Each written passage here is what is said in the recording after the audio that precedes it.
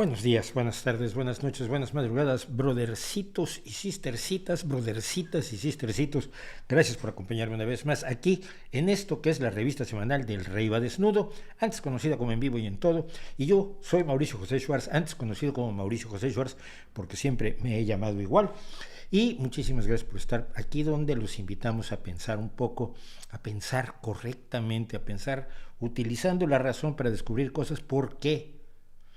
Pues porque es lo que nos ha servido para cambiar las cosas, las emociones que son parte también de nuestra razón, porque no se razona sin emociones y no se experimentan emociones sin razón. Las emociones están muy bien para muchísimas cosas, como el arte, que yo soy un gran defensor y practicante de la creación artística, pero sobre todo disfruto de la creación artística, pero es la razón la que nos permite hacer cosas que las religiones dicen que pueden hacer y no hacen. Es el caso, por ejemplo, ahora estábamos viendo del señor eh, Gert Jan Oskam, que pues ha recuperado el uso de las piernas gracias a un implante electrónico creado por unos médicos. Eso que dicen, le dicen a usted que en la Basílica de Lourdes hay constantemente gente que recupera el uso de las piernas, pero uno nunca los ve, ¿no? Pero entonces te enseñan una muleta y te dicen, mira, esta muleta la traía alguien que recuperó el uso de las piernas gracias a la intercesión de la Virgen de Lourdes, bueno, la Virgen María de Lourdes. Pero nunca los ves. En cambio, esta gente no solo la ve, sino que se publica en Nature el estudio completo, del que no voy a hablar hoy porque ya veo gente que me está pidiendo, y, y esto y que luego se publica en el New York Times y se le cuenta a la gente para que todo el mundo sepa cómo se hace eso. No necesitas ir a Lourdes, no necesitas la fe, lo que necesitas es acudir a los mejores médicos que puedas encontrar. Así que pues estamos aquí en este espacio que es para pensar, para que tratemos de razonar alrededor del mundo que nos rodea y de paso pues pasarlo un poco bien y divertirnos con las tonterías. ¿Qué más? Quiero hacerle siempre las gracias a Rob M.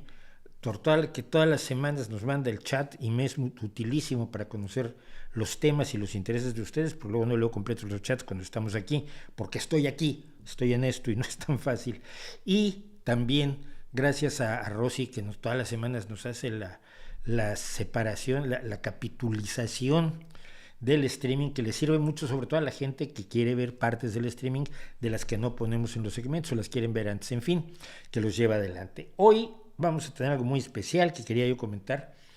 Hoy tenemos la visita virtual de JM Mulet, de mi amigo es José Manuel Mulet, pero todo el mundo lo conoce como JM Mulet, hasta su esposa le dice Mulet, si mal no recuerdo, y él va a hablar con nosotros acerca de un tema que en España ha estado muy en el imaginario colectivo, pero no porque sea un problema real, sino porque Greenpeace decidió que ahora era el problema que iba a inventarse. Greenpeace funciona por épocas, entonces tiene su época de los transgénicos, tiene su época de la energía nuclear y ahora tiene la época de las macrogranjas de que se va a acabar el agua. No sabe que es un recurso renovable porque en Greenpeace no se enteran de muchas cosas. Pero sobre todo traen el tema de las granjas, ¿no? Que las granjas con muchas vacas son más contaminantes que las granjas con pocas vacas. Y yo siempre primero me quedé con la idea de que esto de que dejen de consumir carne suena muy bien cuando tú eres rico y puedes tener un supermercado donde puedes hacerte un menú vegano que cubra todas tus necesidades nutricionales, además de que puedes llevar una libretita. Ay, es que aquí me falta vitamina K y me falta vitamina D y me falta tal aminoácido, pero en esta cosa que me importan de Mozambique la puedo comprar y la importan en el supermercado al que yo voy. Y entonces puedo ser un vegano que no tiene problemas de alimentación. El problema es que el resto de la humanidad pues no vive como tú, desafortunadamente todavía, ojalá algún día lo haga, pero siempre tuve esa idea de que tiene una gran cantidad de pose esto, porque necesitamos proteína de calidad para los niños en los países más pobres, y esa proteína de calidad, la principal, es de origen animal, y no me refiero forzosamente a chuletones, pero sí a huevos, leche, pollo, cosas que antes solo comían los ricos y que ahora los pobres comemos muchísimo. Pero sobre todo me quedé con una idea. Es que una granja con 10,000 vacas contamina mucho. Y 1,000 granjas con 10 vacas pues, contaminan menos. Y tú dices, pues no. Las matemáticas, la aritmética más elemental no me sale. Es decir, los desechos animales de las 10,000 vacas siguen pesando y midiendo exactamente lo mismo, no importa si las tienes las 10,000 todas juntas. En esos términos estaba yo pensando cuando leo precisamente ese argumento, no con los mismos números, vamos, o sea, yo usaba otros números, decía 100 vacas en una granja o 10 vacas en 10 granjas, pues me da la misma cantidad de desechos animales, y que decía esto J.M. Mulet. Entonces me acordé que él acaba de sacar precisamente otro libro, ha hecho una serie de libros, entonces por eso lo invitamos a que hablara con nosotros y va a estar por aquí, según quedamos, a las 7:30. Bueno, ¿qué más tenemos? Bueno, el día de ayer publicamos Las creencias enemigas del placer o Religión y Sexo, un video que ahora sí ha tenido una multitud de visitas. Supongo que aquí sí era más fácil suponer que iba a tener una gran cantidad de visitas, pues porque trata de sexo y el sexo a la gente le interesa. Yo no sé por qué. Sí sé por qué. Pero yo no sé por qué a la gente le interesa tanto el sexo, ni que fuera tan importante, ni que fuera tan relevante en nuestras vidas. Y pues tenemos 18,800 visitas a este video. Y traté de no ser demasiado ofensivo con la iglesia, aunque me molesta, siempre me ha molestado muchísimo el hecho real de que la abstinencia no es buena para la cabeza, como no es bueno dejar de beber, dejar de comer, dejar de respirar, dejar de sexar, pues lo mismo. Y la gente se comporta de una manera muy peculiar cuando se le impide la práctica razonable, sana, jubilosa y amable y hasta cariñosa de ser posible, y con amor ya si estás en el sumum de su sexualidad, porque para eso está allí.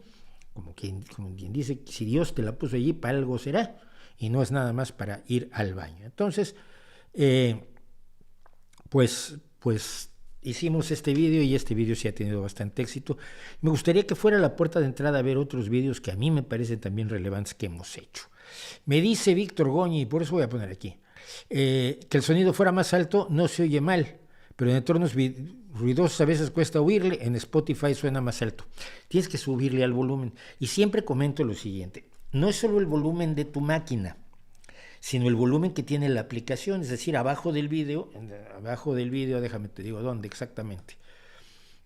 Por esta zona de aquí, de tu pantalla, está el volumen de YouTube.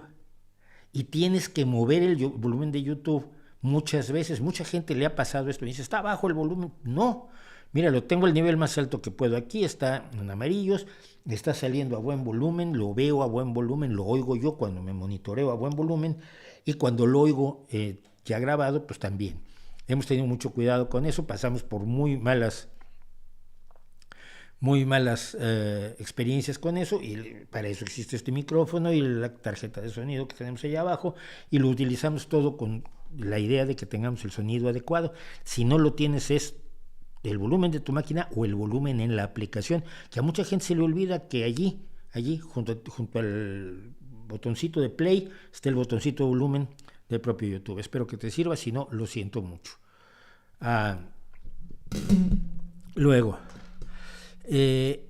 vamos a ver unos segundos de chat en lo que llega el buen Mulet, porque quiero comentar esto, lo comento anticipadamente.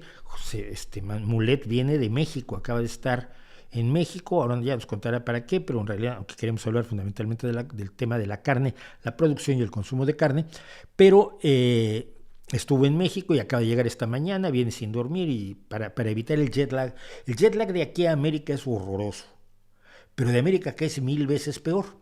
Porque si uno se duerme en el avión, cosa que parece que no hizo astutamente Mulet, si uno se duerme en el avión, llega a España y está a las 5 de la mañana y para uno son las 7 de la tarde y está que no puede dormir, ¿no? Es horrible. La primera vez que yo vine aquí me salían a recorrer Madrid a las 5 de la mañana, que no es muy buena idea. Menos lo era en el 92, hace ya 31 años. Por primera vez estuve aquí. Bueno, que si me enteré de lo de la campaña, del lanzamiento de la campaña de DeSantis. Sí, me enteré del lanzamiento de la campaña de DeSantis. Sé que fue un desastre en un Twitter Space y sé que lo hizo con Elon Musk. Dice alguien, a ver si siguen viendo a Elon Musk como su dios. La gente no ha querido aceptar el hecho que Elon Musk es un títere de la ultraderecha. Es un sujeto de ultraderecha, es un sujeto que se maneja en la ultraderecha, ¿Qué fue lo que pasó cuando compró Twitter? ¿Era por la libertad de expresión? No, era para defender a Donald Trump. Y el hecho real es que está persiguiendo a gente y censurando a gente progresista, y lo que más te encuentras en el for you, en el para ti o para usted, no sé cómo sea, pero yo tengo en inglés, de Twitter, son mensajes de la ultraderecha estadounidense y de la ultraderecha de otros países del mundo. Entonces, no sé si se sorprenden a estas alturas, francamente no sé qué decirles, porque no deberían hacerlo. Así es, Elon Musk es un tipo de la ultraderecha, es un tipo que siempre ha mentido y que siempre ha exagerado. Y lo tienen ustedes en la plática que tuvimos nosotros con Brucknerite, con el querido Brucknerite, tuvimos una larga plática porque él sabe de transportes y lleva años denunciando que Elon Musk le está viendo la cara a todo el mundo, desde su robot, que era un tipo delgadito ahí bailando, hasta el camión que nunca existió y el Hyperloop y todas las cosas que ha dicho que va a hacer y que no hace. Y los éxitos que ha tenido pues, son porque él pone el dinero, pero lo hacen otras personas, afortunadamente, como es el caso de SpaceX. Así que, si se sorprenden, DeSantis no tiene ninguna oportunidad de llegar de ganar las primarias tampoco, como no creo que la tenga Donald Trump. Y hay que ver quién más se aparece dando sorpresas en el mundo republicano. Yo, si fuera yo el que opinara, diría que espero que haya gente de la derecha estadounidense medianamente democrática, inteligente y razonable. Y voy a decir algo horrible, alguien como Liz Cheney, que es una mujer brutalmente de derecha, pero que por lo menos tiene decencia, ¿no? Tiene ideas horrorosas, pero moralmente es bastante más respetable. Hay una derecha razonable. Yo comentaba, precisamente comentaba con Mulet cuando hicimos la prueba, que esta semana estuve de viaje y conocí a un señor que es el primer friki facha que conozco en mi vida, y no es feo decirle facha, ¿no? Pues el primer friki de derecha, militante del Partido Popular, votante del Partido Popular, decidimos no hablar de política, pero que lee cómics, que juega videojuegos, que tuvo una juventud así rockera y desenfrenada, y muy raro, ¿no? Alguien que está en este especie de submundo que generalmente tiende a ser de gente muy progresista, pero que es militante y votante del Partido Popular, los hay, y es con la gente con la que se puede dialogar para hacer mejor las cosas cuando se gobierna, por ejemplo, o cuando se hacen cualquier cosa. No puedes excluir solo a la gente por sus ideas. Pero bueno, entonces, ¿qué más tenemos aquí en lo que llega, creo? Mulet, a quien, pues ya lo tenemos por aquí, y si ya lo tenemos por aquí, pues vamos a hablar con él. Vamos a tener pues nuestra conversación. No veo la cámara de Mulet, y esto probablemente es grave. Voy a intentar un segundo, permítanme, a ver si aparece. No, lo que vemos es todo menos a Mulet. Bueno, en este momento aparecerá, volverá, llegará. No hay ningún problema, es efectivamente JM Mulet quien va a estar con nosotros. Y mientras él aparece, vamos a comentar un poco quién es mi querido amigo José Miguel Mulet. José Miguel Mulet es licenciado en Química, doctor en Bioquímica y Biología Molecular por la Universidad de Valencia. Es catedrático del Departamento de Biotecnología en la Universidad también de Valencia. Dirige una línea de investigación en el Instituto de Biología Molecular y Celular de Plantas, que trata de desarrollar plantas tolerantes a la sequía o al frío. Y estas son investigaciones que son importantes precisamente porque pues son investigaciones que se refieren al hecho de que si no podemos parar el cambio climático, tendremos que adaptarnos a él. Y esto lo hace haciendo algo que no le gusta a muchos, que es utilizar transgénicos. Es director del máster de Biotecnología Molecular y Celular de Plantas, y además como divulgador científico tiene una pila de libros, todos maravillosos, desde Los productos naturales vaya timo, Comer sin miedo, Medicina sin engaños, La ciencia en la sombra, Transgénicos sin miedo, ¿Qué es comer sano?, ¿Qué es la vida saludable?, Ecologismo real, que es demoledor ese libro, se los recomiendo muchísimo, y Comemos lo que somos. Además de que, bueno, es uno de los grandes divulgadores de la ciencia. Yo soy más un divulgador de las ideas o de la aproximación científica que de la ciencia en sí, pero no tengo las herramientas que tiene mi querido amigo. Así que vamos a hablar con el señor José Miguel Mulet. A ver, vamos a ponerlo aquí para que tengas tu letrero. Uy, qué barbaridad. Un segundo. He salido un momento. Ha salido, no te preocupes. Ahora entras de regreso. Bueno, si no lo hacemos aquí arriba, ahí Vale. estamos. Venga, pues, señor, ¿cómo estás? Buenas tardes. Gracias Muy por bien. conversar ¿Y con usted? nosotros. ¿Qué tal? Ahora que estás recién llegado de México, es que A qué ver, pues bien, agotamiento. traigo el horario mexicano todavía porque todavía no he dormido, o sea que para mí ahora serían como que son las 7:19, serían como las 11 de la mañana, pero sin haberte acostado en toda la noche. Sí, o sea, es lo que hacíamos nosotros cuando estudiábamos para el examen de matemáticas o cuando éramos muy jóvenes y nos íbamos de fiesta. O sea Bueno, que estoy en las 11 de la mañana, pero como si fuera de ruta al bacalao. sí, exactamente. Como si una de esas noches que uno tendía a tener cuando era muy joven, luego se le fue pasando, aunque algunos... No, lo que pasa es que a mí me pasa que yo me sigo acostando a las 4 y levantándome a las 11 todos los días, pero es por una mala costumbre adquirida por el trabajo, ni siquiera por la fiesta. Bueno, a ver, se ha desarrollado, estaba yo tratando de explicar rápidamente, que como Greenpeace funciona por épocas, por temporadas, pues su última temporada es la temporada eh, de, de las macrogranjas y del agua. La del agua hay un anuncio aterrador del agua donde un tipo está, enfrentamos una sequía aterradora en todo el mundo. El mundo se va, pero el tipo sufre como precios. Pero sobre todo lo de las macrogranjas porque ha sido retomado por el mini ministro Garzón, Alberto Garzón, que es de Izquierda Unida, es el dirigente de Izquierda Unida, es ministro de Consumo y ha decidido que debemos dejar de comer carne. Y comentaba yo que yo siempre pensé que esto de que muchas vacas en un solo lugar contaminan menos que muchas vacas en 10 lugares, me parecía que no daba la aritmética. Y tú comentabas algo de esto. A ver, ubícanos, ¿qué le pasa a Greenpeace con esto y por qué está mal? A ver, pues aquí el problema es de fondo y es que es un tema de marketing. Aquí no importa ni el consumo de carne, ni las granjas, ni los transgénicos, ni nada.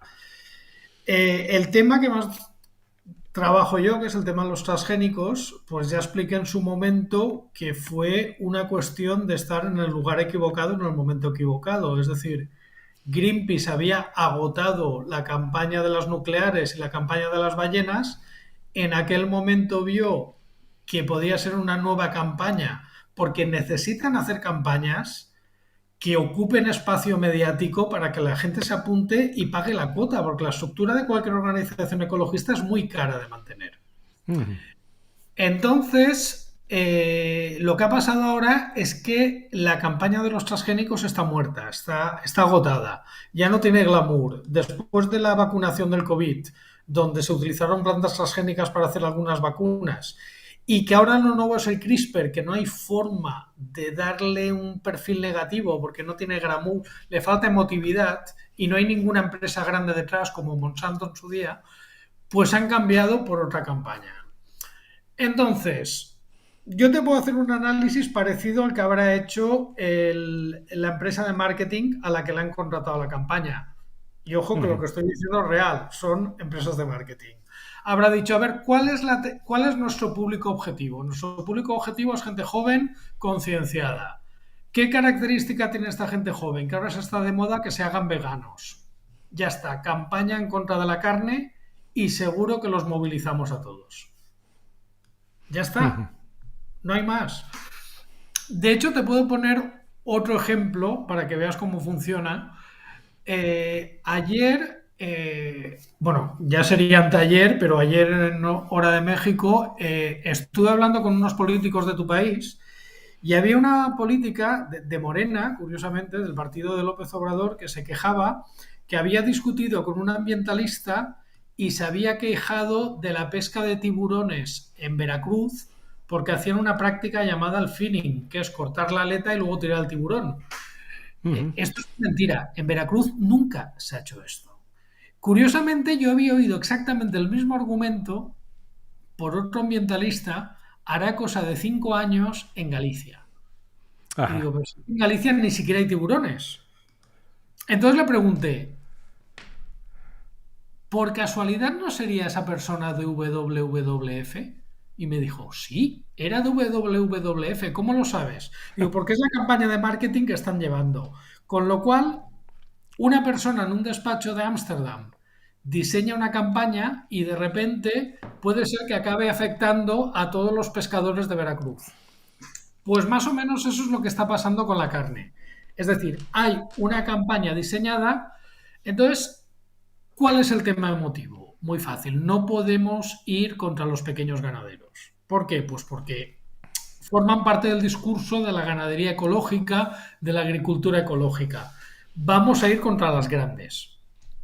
Para empezar, se han inventado una palabra, macrogranja. Macrogranja era una palabra que no está definida No, no en ningún... sabemos qué es, ¿no?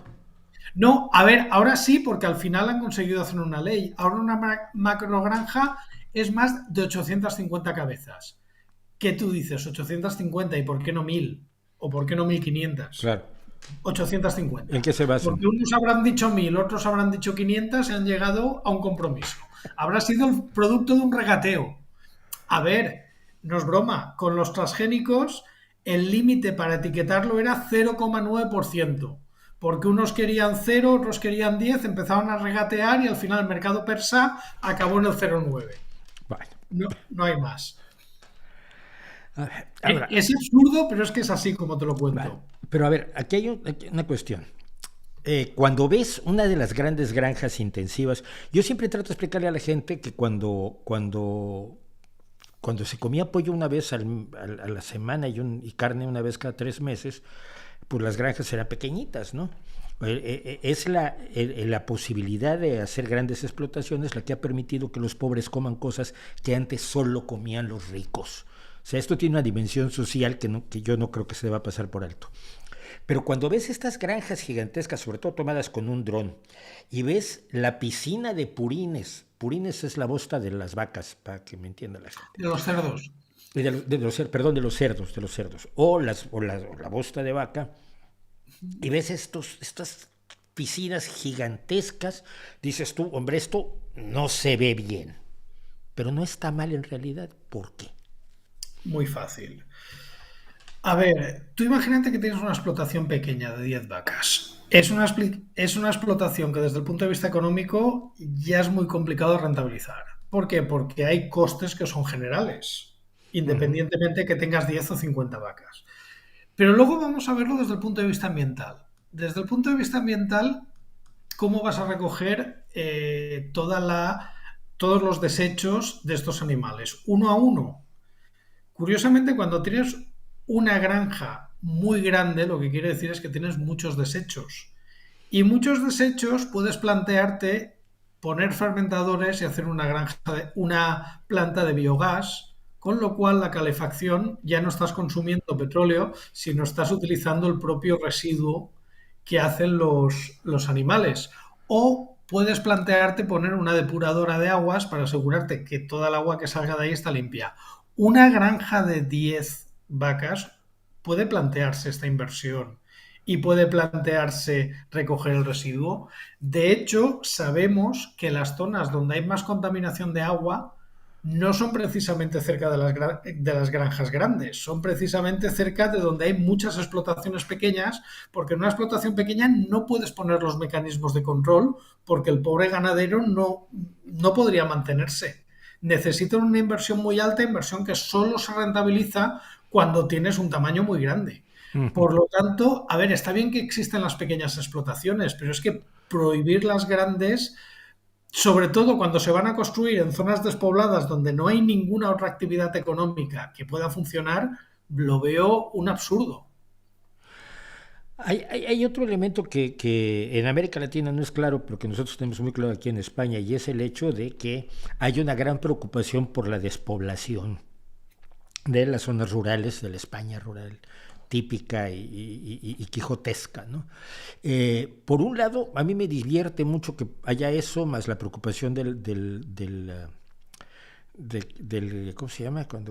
Cuando se hace de clase media un lugar popular, la gentrificación, eso. Les preocupa la gentrificación. Bueno, ¿a dónde va la gente? Pero por otro lado, se hace poco atractivo lo rural con una actividad así. ¿no? No veo por qué. A ver, la España rural está bastante mal por el tema de la despoblación y no olvidemos que el principal problema lo está teniendo España. Ahora mismo España es un donut. Un donut en el Mm, sentido de que toda la población está en las costas y en Madrid. sí. Y las dos Castillas se están convirtiendo, las dos Castillas, Teruel, se están convirtiendo básicamente en un desierto circular. Esto no es bueno a largo plazo. Aparte de todos los problemas que supone para la gente que queda en esos lugares, tener toda la población tan concentrada y luego tener tanto espacio a nivel de infraestructuras y genera muchísimos problemas, problemas que tenemos que pagar entre todos. Por Mm, lo tanto, tú tienes que hacer una actividad económica en esas zonas. ¿Qué tipo de actividad puedes hacer en una zona despoblada? Pues hombre, no vas a poner una tienda de ordenadores si no tienes clientes.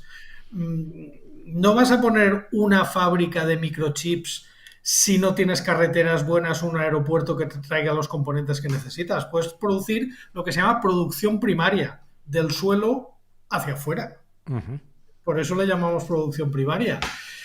Y ha habido muchos casos de éxitos. Por ejemplo, la única granja de langostinos que tenemos en España está en Medina del Campo, provincia de Valladolid y a 300 kilómetros del mar. Sí, sí. Y está funcionando muy bien y creando muchos puestos de trabajo. Hombre, Medina del Campo es una zona, es tierra de campos, al lado de Valladolid, tiene bastante actividad Mm. industrial, pero hombre, tampoco es Manhattan, para que nos No, no, no, la entendamos. conozco además. Ya.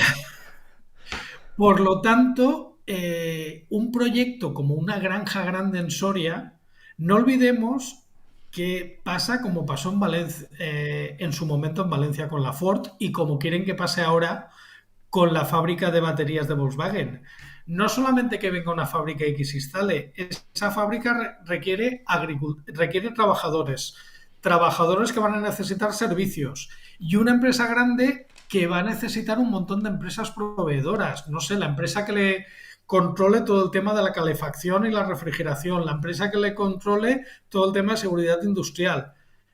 Es decir, es que no se me ocurre ninguna forma mejor de repoblar la España vacía y sobre todo de distribuir la población y de llenar ese donut que se está formando. Claro. Ahora, vamos al tema además de tu último libro, el tema de la alimentación. La conseja número uno, ya no de un ecologismo quizás claramente entendido, es que el verdadero ecologismo es vegano. Es está absolutamente desprovisto de proteína animal. Algunos lo hacen por razones de su visión moral, que me parece todavía mucho más legítima, pero algunos lo hacen como una visión de una imposición generalizada de costumbres alimenticias para el resto de la población. Y yo hablaba de la necesidad de proteína de calidad, sobre todo para los niños en países donde no tienes el Hipercor o el Aldi o el Mercadona a 6 calles de casa, ¿no? Es decir, los lugares donde realmente todavía tenemos problemas nutritivos y donde se necesita proteína de calidad, y la proteína de calidad más accesible es aquella que proviene de fuentes animales. Esta pasión por dejar de comer carne tiene una razón sensata, lógica, bioquímica, anatómico, fisiológico, nutricional, o media o ninguna. A ver, lo podemos analizar desde diferentes perspectivas. Desde la perspectiva bioquímica, en principio tener una dieta omnívora que incluya carne y pescado puede ser una dieta perfectamente equilibrada y tiene una ventaja, que la persona que la siga no tiene que saber bioquímica ni saber nutrición, porque en principio con que sigas esa dieta vas a tener todos los nutrientes, todas las vitaminas y todos los aminoácidos que necesitas. Uh-huh. Una persona vegetariana, si combina diferentes tipos de vegetales y si es vegetariano o lácteo, pues más o menos igual. En principio tampoco debería tener ningún problema. Y ahora ya entramos en los veganos. Una persona vegana que no sea ovoláctea, por lo tanto tenga cero proteína animal, ahí tenemos varios problemas. El principal es la falta de vitamina B12. Ya no tenemos una dieta equilibrada porque va a ser una dieta que tienes que suplementar. Uh-huh. Y luego tienes que saber bioquímica o nutrición, o por lo menos tener unas nociones para saber que si quieres seguir una dieta vegana, tienes que balancear mucho el tipo de proteínas vegetales que consumes y el tipo de fuentes vegetales, porque podrías llegar a tener problemas de aminoácidos. Puntualmente también puede haber problemas de hierro o de yodo, por eso necesitas saber muy bien qué vas a comer y qué dietas tienes que seguir, cosa que un omnívoro, en principio, con que aparezca carne, pescado y verduras en la dieta, prácticamente va a tener todos los nutrientes. Luego podríamos incluso debatir el tema de una dieta vegana para niños. Yo no la recomendaría a nadie, ya sé que hay dietistas que dicen lo contrario que yo. Yo no la recomendaría a nadie porque sin una dieta vegana para adultos ya te obliga a saber nutrición y bioquímica, para un niño te obliga ya a tener un nivel medio superior, porque si no puedes tener problemas que puntualmente salen en la prensa que existen, de casos de desnutrición. En Valencia tuvimos un caso de un niño con escorbuto Madre y mía. puntualmente alguna muerte. Obviamente no es lo más frecuente, pero no es lo más frecuente muchas veces porque cuando se dan cuenta que el niño no los aguanta ya cambian a una dieta rica, pero en fin. Sí, bueno, yo siempre recuerdo las dietas veganas para gatos que me parecen absolutamente criminales. Pero mira, hablaba yo, hoy decía yo precisamente en Twitter que Perdona cuando... que te interrumpa, te puedo contar la anécdota de un Sí, veterinario que me escribió una vez después de leer uno de mis libros, diciendo que era muy frecuente que llegaran gatos de familias veganas con problemas de desnutrición severos o incluso al borde de la muerte, porque un gato es un claro, carnívoro estricto. es Un perro carnívoro estricto, se más que puede el llegar perro a incluso. ser vegano. Sí, sí, un perro se puede llegar, según me explicaba el veterinario, que yo no tengo ni idea, un perro puede llegar a ser vegano, pero un gato es un carnívoro estricto. Nunca vas a poder hacer un gato vegano. Lo vas a matar de hambre. Bueno, pero, pero estamos hablando de gente que tiene el acceso a todas sus opciones. Decía yo, yo comentaba a un documental muy interesante que vi sobre una tribu todavía cazadora-recolectora en condiciones muy precarias. Y el tipo los fue a entrevistar un poco con la idea de acabo de salir de la Facultad de Filosofía de Durkheim y les decía, bueno, ¿y qué es lo que consideras más importante en la vida? Y el hombre, este jefe de la tribu, sobre todo decía, la carne. Bueno, pero ¿cuál es la forma en que encuentras la felicidad? Bueno, cuando voy a cazar y luego cazar y traigo carne. Y este hombre buscaba una serie de posiciones filosóficas en alguien que vive en la supervivencia inmediata, ¿no? Y siempre me recuerda eso que entre ese hombre y quienes tenemos la enorme suerte de vivir en el mundo de la abundancia, en los principios del mundo post-escasez, hay muchísimas personas que están a la mitad y que se nos suelen olvidar en el postureo. La proteína animal en el mundo, en el tercer mundo, la provitamina A en Asia o la proteína animal en África, son qué tan necesarias se ven desde el punto de vista de la nutrición del mundo y no de nosotros los privilegiados. A ver, tener proteína animal de buena calidad y barata es una necesidad básica. De acuerdo que hay proteínas vegetales de alta calidad, como puede ser la proteína de la soja o incluso en África, se dice que los frijoles, las judías que decimos en España, se les llama la carne de los pobres, porque también tienen una composición proteica muy alta. Pero claro, la carne, además de proteína de muy buena calidad, también aporta nutrientes, aporta hierro y hierro de fácil absorción, porque hay muchas fuentes vegetales de hierro, pero al haber una gran cantidad de fibra, la absorción es muy complicada. Por lo tanto, una dieta donde puntualmente aparezca la carne, sobre todo en gente que tiene muy limitadas las calorías, pues es una persona que va a tener menos problemas de anemia, porque ya sabemos que cuando tenemos comida de mala calidad, uno de los problemas es la anemia, porque el hierro es un factor muy limitante en la mayoría de alimentos. También es verdad que en Europa tenemos exceso de carne, pero eso sería otro problema. Posiblemente por un tema cultural. ¿Y un tema cultural por qué? Pues de la misma forma que tú has comentado, el de la tribu cazador-recolector, que era carne, carne, carne, en los países que pasan de una economía, digamos, pobre a una economía de clase media o de clase media alta, hay dos símbolos de estatus. El primero es tener un automóvil propio y el segundo comer carne. Y entonces, claro, nosotros España venimos de que todavía era muy reciente la época del 600 y de poder comer carne todos los días. Entonces todavía tenemos, digamos, esa memoria de que no comer carne es de pobres.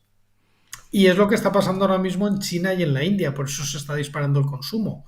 Pero bueno, que en algunos países haya un consumo exagerado no quiere decir que tengamos que dejar de producir carne o que tengamos que dejar de producir o de comer carne por ley. Claro, yo pienso además, bueno, hay un fenómeno económico cuando planteas acabar con una actividad como sería la actividad ganadera. Yo vivo en Asturias, donde la actividad ganadera es fundamental. Eh, no se plantea con qué se va a sustituir y económicamente me parece a mí gravísimo porque toda esa gente, ¿qué haces? Es un poco como la posición de Extinction Rebellion, ¿no? Dejemos de producir fósiles hoy. Vale, te has cargado a 4 o 5 mil millones de personas en cuestión de 2 meses y los sobrevivientes, ¿qué hacen? Eh, no hay soluciones más que la prohibición y no la reorganización.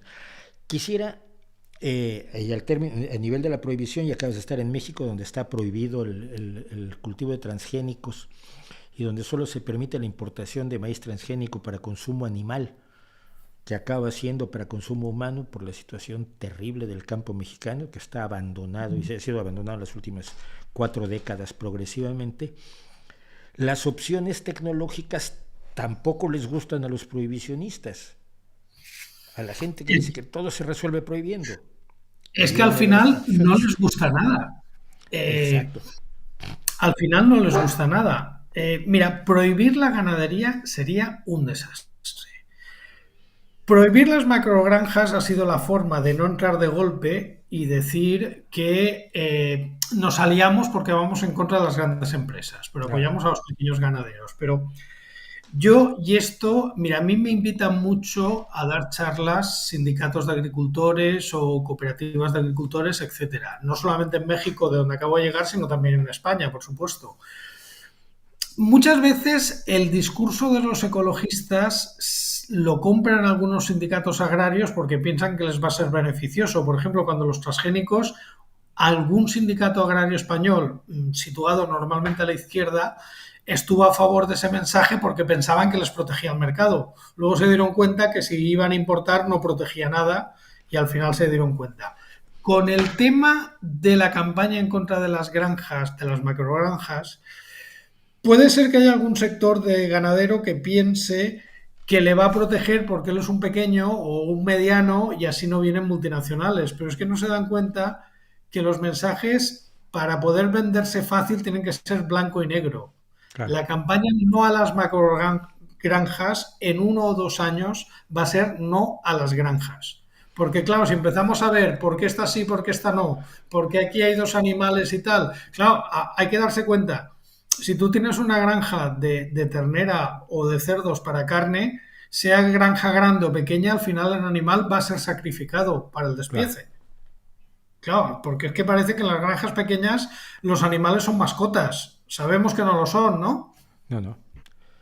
Aunque también sabemos que sí, que es en el mejor interés del ganadero el buen trato a Por sus animales supuesto. para poder ofrecer un producto de calidad que pueda vender a un precio que le permita tener ganancias.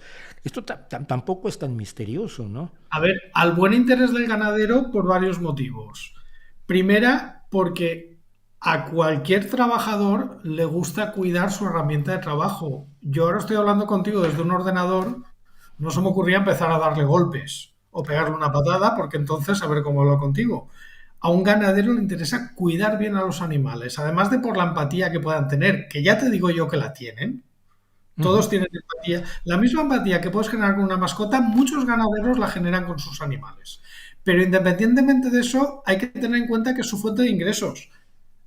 Es su modo de vida. Ya se preocupará el de cuidarla. Y luego, vamos a imaginar el peor caso, que no tuviera empatía y que le diera igual el bienestar. Bueno, si todo eso falla, tiene una normativa de bienestar animal de la Unión Europea que ya le digo yo que se preocupa más por el animal que del ganadero. Y no estoy exagerando. No, sí, absolutamente. Fíjate, A mí me pasó cuando en México precisamente se prohibió, ya estando yo aquí, yo llevo 24 años en España sin haber pisado México, pero cuando se prohibieron los circos con animales, yo me acordé mucho de la gente de circo. Yo he estado muy cerca de mucha gente de circo, adoro el circo, y el cuidado que esa gente tiene por sus leones y por sus tigres y por sus caballos y por sus camellos y por sus elefantes. Y el planteamiento era de un maniqueísmo tremendo, donde por supuesto esta gente explotaba, lastimaba, mataba de hambre, golpeaba a sus animales brutalmente. Entonces, pero es que serían tontos, pero tienes que presentarlos como villanos. Y hablando de villanos, los transgénicos son los otros. Ya dejó los transgénicos como villano Greenpeace, por cierto. Bueno, yo os aconsejaría que cuando acabarais de ver el YouTube, porque este YouTube hay que verlo hasta el final, por supuesto, este canal, yo estoy Gracias. suscrito, es cierto. Y lo veo todos los... No lo veo en directo porque hasta ahora ya estoy casi durmiendo, pero lo veo los viernes. Eh, que clicarais en la página web de greenpeace.es a ver dónde veis lo de los transgénicos, porque creo que en portada ya hace tiempo que no está. Ahora en portada está no a las macrogranjas, no a la ganadería industrial. Empiezan no a las macrogranjas, no a la ganadería industrial. Ya veréis que pronto va a ser no a la ganadería. Es decir, es una campaña que ya está amortizada. Y como ya está Ajá, amortizada, ya no da réditos, ya no da interés, directamente se olvida. ajá. Pues mira, Y más luego, salvemos el agua de momento. sí, no, pero creo que tiene un banner que va cambiando. Si lo tienes un rato, cambia. Sí, sí tiene sus campamentos de verano. Sí, claro, así es. Pero también es que me tocó la del agua porque tengo que estar con el agua también. Ya. Pero en América, que es donde más faltaría el trabajo de... Y aquí ya se consiguió la prohibición de transgénicos. Finalmente, no sé, yo me recuerdo mucho del trigo del CCI, del CSIC, que no se puede comercializar en España, el trigo con bajo en gliadinas, que permite que la gente que realmente tiene celiaquía pueda consumir trigo. Sigue la campaña contra transgénicos en otros lugares, ¿no? En México, por ejemplo, sigue estando muy vigente esa campaña. ¿Por qué? Pues porque en México es muy fácil llevar a cabo una campaña en los transgénicos por el tema de emotividad y de valor emocional, el maíz. Uh -huh. La religión maya se basaba en el maíz. La religión maya hablaba de los hombres de maíz. Claro, si tú estás atacando algo que está tan metido en el corazón de los mexicanos y estás diciendo que el transgénico le roba el alma, y no me estoy inventando nada, sabes que eso lo han dicho, No, que no, el maíz yo lo denuncié cuando lo dijo esta loca, su Jesús chulel. Saena, ¿no? Sí. Claro, ese argumento en Europa no sirve, ese argumento en Europa probablemente se rían de ti, pero en cambio en México sí que sirve por la cultura mexicana. Es como Uh -huh. meterse, como si en Valencia te metes con la paella. Entonces, como la campaña en México, por la circunstancia cultural de ser el centro de domesticación del maíz y que el maíz estaba muy presente en las religiones precristianas, pues ahí la campaña es muy fácil de llevar y entonces las organizaciones ecologistas se han aprovechado de ellos. Y si encima sale un personaje como la doctora Álvarez Builla, que tiene, ¿cómo lo diría yo?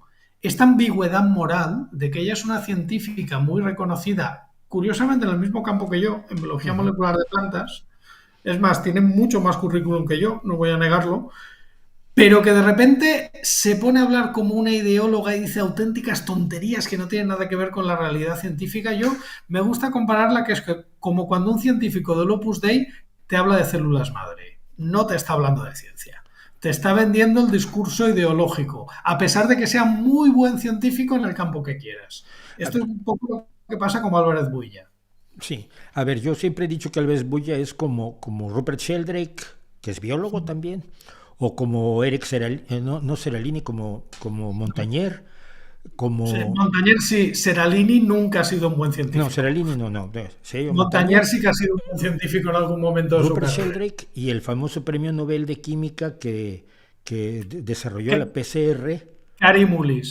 Carimulis, y que hablaba con mapaches luminosos extraterrestres y decía que el SIDA no existía, ¿no? A O ver, sea, tú sabes que en música existen los One Hit Wonder, ¿no? sí, Los... Pues Kary Mullis yo creo que es el mejor ejemplo de científico One Hit Wonder.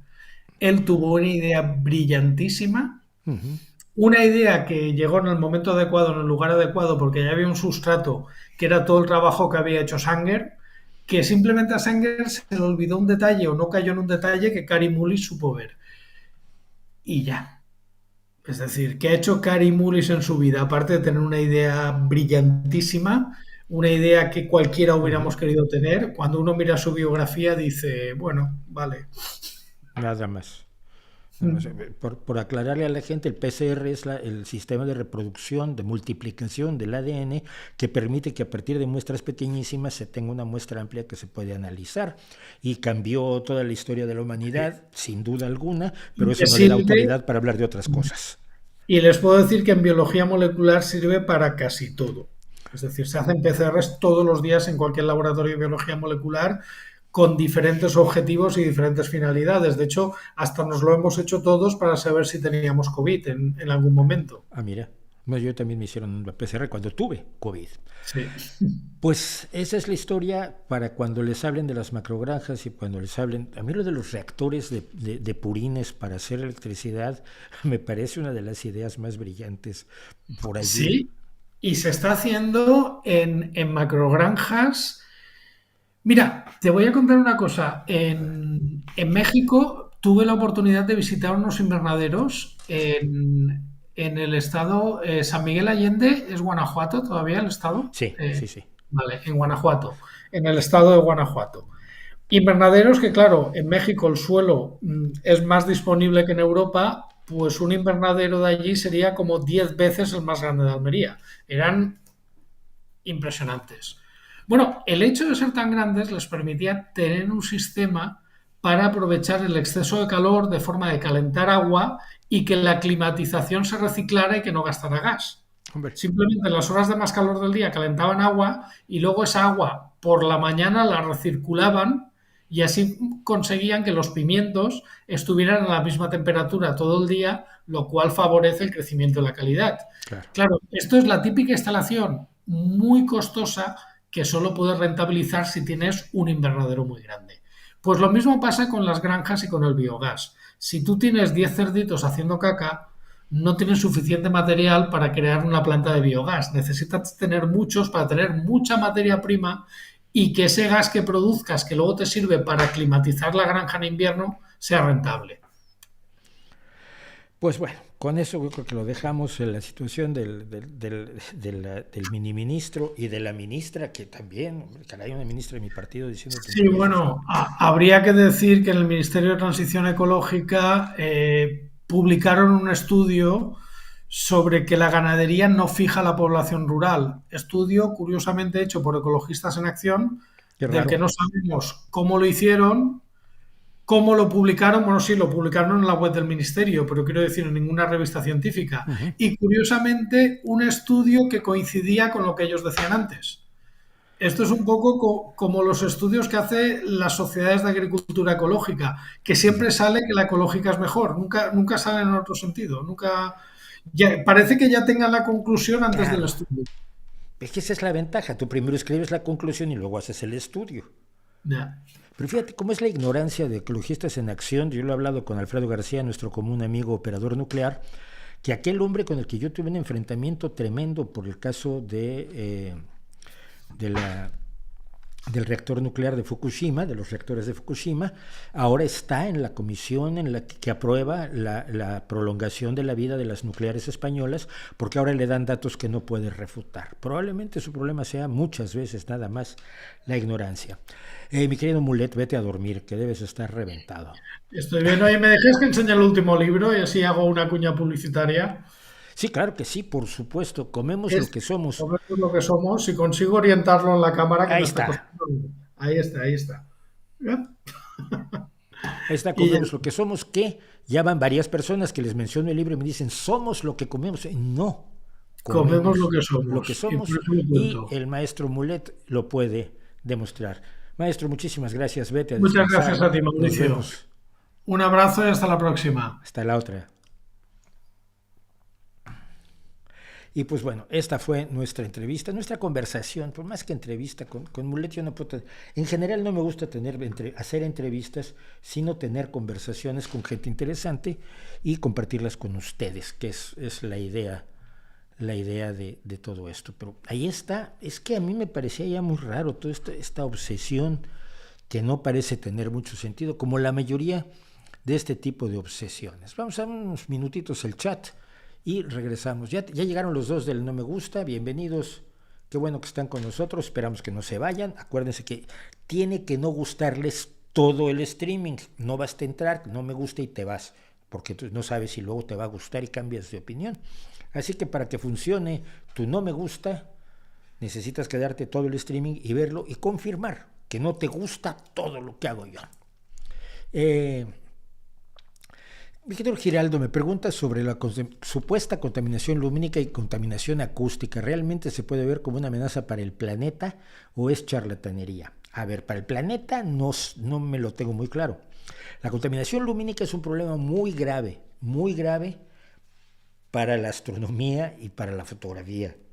Y yo, como gente que ha hecho alguna vez fotografía nocturna, lo que pasa es que no soporto el frío, entonces no estoy mucho tiempo en el campo haciendo fotografía nocturna, pero yo que lo he hecho sé que la contaminación lumínica es el mal, es el enemigo, es el infierno, porque una luz que tú no llegas a ver incluso con los ojos, cuando haces una exposición de 1 hora para hacer una de estas preciosas fotos donde tienes al centro la estrella del norte y todas las demás van dejando unas hermosas estelas de luz, lo cual demuestra que el planeta gira y es esférico, tropa de idiotas, me refiero a los terraplanistas, por supuesto, o terraplaneros, y de pronto al fondo hay una mancha de luz amarilla y dices, ¿qué es eso? Es un pueblo que está lejísimos, pero que la luz se va acumulando en el sensor de la cámara y al final se ve. La contaminación lumínica es un problema para la observación de las estrellas, para la fotografía de las estrellas, para la fotografía nocturna. Y la contaminación auditiva es un problema psicológico real. Es decir, cuando estás sometido a un ruido permanente que tú no quieres, tú no estás tranquilo. Y esto es facilísimo de demostrar. Ponte en un lugar donde haya ruido que no te gusta y al poco rato estás de un humor de perros. Yo creo que eso sí son problemas reales, son problemas graves y que deben abordarse. Acaban de poner precisamente, mira, yo siempre hablo de mi pequeña ciudad, pero es que me cae bien mi ciudad y me cae bien el gobierno que tengo en mi ciudad. Se están sustituyendo y el otro día pasó en mi calle y en las calles de aquí alrededor, yo vivo cerca del estudio, pasaron sustituyendo las luminarias de las farolas, sustituyendo las lámparas, porque estábamos usando demasiada energía eléctrica para emitir demasiada luz más allá de la necesaria para tener seguridad y visibilidad adecuada en las calles. O sea, nos estábamos pasando de rosca. Entonces la gente al principio dijo, oye, no se ve, está muy oscuro. Y claro, empezaron los temores, no habrá inseguridad, más inseguridad. En el barrio no es inseguro, pero habrá inseguridad en el barrio porque con esto no se ve. Y a los 3 días se les olvidó porque se ve perfectamente. Simplemente estábamos acostumbrados a niveles de iluminación callejera que eran un exceso absoluto. Y hombre, están mucho mejor las farolas actuales. Así que sí hay un problema y es un problema que además se redunda en el uso de la energía. Así que sí, sin decirte que el mundo está en peligro, pero sí. Gracias María Gracia, gracias a Jim. Me pide Andrés Rodríguez que hable sobre la persona que recuperó sus piernas. Hablamos al principio el uso de sus piernas, pero no tengo los datos, no tuve tiempo, lo había yo pensado, pero no tuve tiempo de meterme en el artículo primero del New York Times y luego a ver qué puedo ver del artículo de Nature para comentarlo más allá. ¿Por qué los comunistas odian tanto a los socialdemócratas, incluso más que a los capitalistas e imperialistas? Aquí vamos a tenerle que dedicar un momentito a esto. Primero que nada, los socialdemócratas de hoy no son los socialdemócratas de ayer. Esto ya lo he explicado, pero lo cuento otra vez. Es decir, los marxistas clásicos, los leninistas, los marxistas o los socialistas revolucionarios se oponían a los socialistas democráticos. Los socialistas democráticos eran marxistas, creían en la en la socialización de todos los medios de producción. Creían en la idea marxista de que todas las empresas deberían ser estatizadas, pero creían que se podía llegar a esto mediante la democracia. Eso los convertía en demócratas. Y los revolucionarios decían, no, el poder y la resolución de los problemas de la sociedad y el establecimiento del paraíso comunista, del paraíso marxista, pues solo se puede lograr mediante la fuerza de las armas y mediante la dictadura del proletariado. Esa era la diferencia original. Los revolucionarios despreciaban la democracia y los socialdemócratas apreciaban la democracia y consideraban que era mejor y más posible mantener libertades y derechos, mientras que los leninistas clásicos plantean que deben sacrificarse libertades para poder ejercer plenamente los derechos, sobre todo los derechos del proletario de participar en la plusvalía que genera su labor dentro de las empresas, etc. Entonces, en 1932, si mal no recuerdo, Joseph Vissarionovich o Joseph Yugasvili Stalin decreta el tercer periodo. ¿Qué quiere decir esto? Que en el devenir de la historia, según lo analizan Marx, Engels, Lenin y después Stalin, en el devenir histórico había llegado el momento del final del capitalismo. El capitalismo había llegado a su etapa final, donde iba a destruirse casi solo. Sus propias contradicciones lo iban a derrotar, siguiendo el dogma de la dialéctica en la que creen los marxistas clásicos y que también creían los socialistas democráticos en aquel momento. Entonces, decide que todos los que no sean revolucionarios son el enemigo, y esos eran los socialistas democráticos. Cuando en Alemania se da las elecciones del 32, si mal no recuerdo, que creo que son las segundas elecciones del 32, acuérdense que estoy respondiendo una pregunta y no tengo los datos a la mano, que sería muy fácil tenerlos si esto lo hubiera preparado, pero es una pregunta que me hacen ahora. Stalin decide que los peores enemigos son los socialistas democráticos porque son aliados objetivos del nazismo, cuando evidentemente no eran aliados. Y entonces se rehúsa a que el Partido Comunista y el Partido Socialista, el Partido Comunista Alemán y el Partido Socialista Alemán, o el Partido Socialdemócrata Alemán, se unan para gobernar. Y le deja abierta la puerta a Hitler. Poco tiempo después, socialistas democráticos y comunistas fueron igualmente perseguidos, masacrados, asesinados en campos de concentración, asesinados en campos de exterminio y torturados en campos de concentración, que no son lo mismo. Pero a partir de allí se establece este enfrentamiento brutal entre lo que era la socialdemocracia previa y lo que es el comunismo revolucionario, el socialismo revolucionario. Termina la Segunda Guerra Mundial y un grupo de socialistas antiguos asumen que se tienen que rendir a la realidad. Primero que nada, los proyectos del comunismo, del marxismo revolucionario no funcionan, se han sacrificado libertades para tener derechos, pero los derechos tampoco aparecen por ningún lado. La sociedad soviética es gris, es autoritaria, vive con miedo y además sigue siendo enormemente pobre. Aunque en los años 60 pareció que podía sobrevivir o prosperar económicamente. Y sobre todo la persecución y la falta de libertades. Y entonces un grupo de socialdemócratas, principalmente alemanes, proponen un programa en el cual se abandonen los principios dogmáticos del marxismo y se parta de la base de que quizás es posible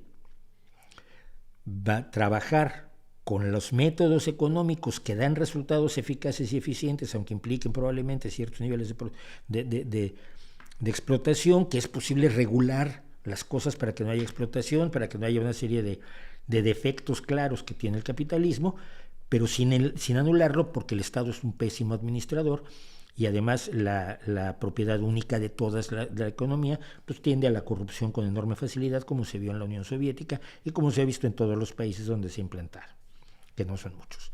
Entonces, a partir del programa de Bad Godesberg, de los socialdemócratas, que creo que es en 1956, por ahí en los años 50, La socialdemocracia europea en general abre los ojos y dice, abandonemos el marxismo.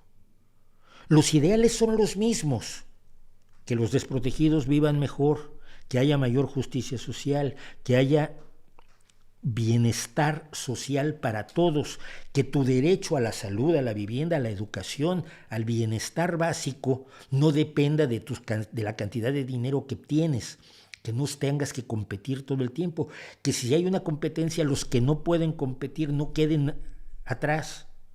Y esto lo estoy diciendo ahora, nuestro candidato a alcalde siempre habla de no dejar a nadie atrás, que la sociedad tiene la responsabilidad de ver por aquellos que están más desprotegidos o que no pueden competir en el entorno que establece un comercio relativamente libre.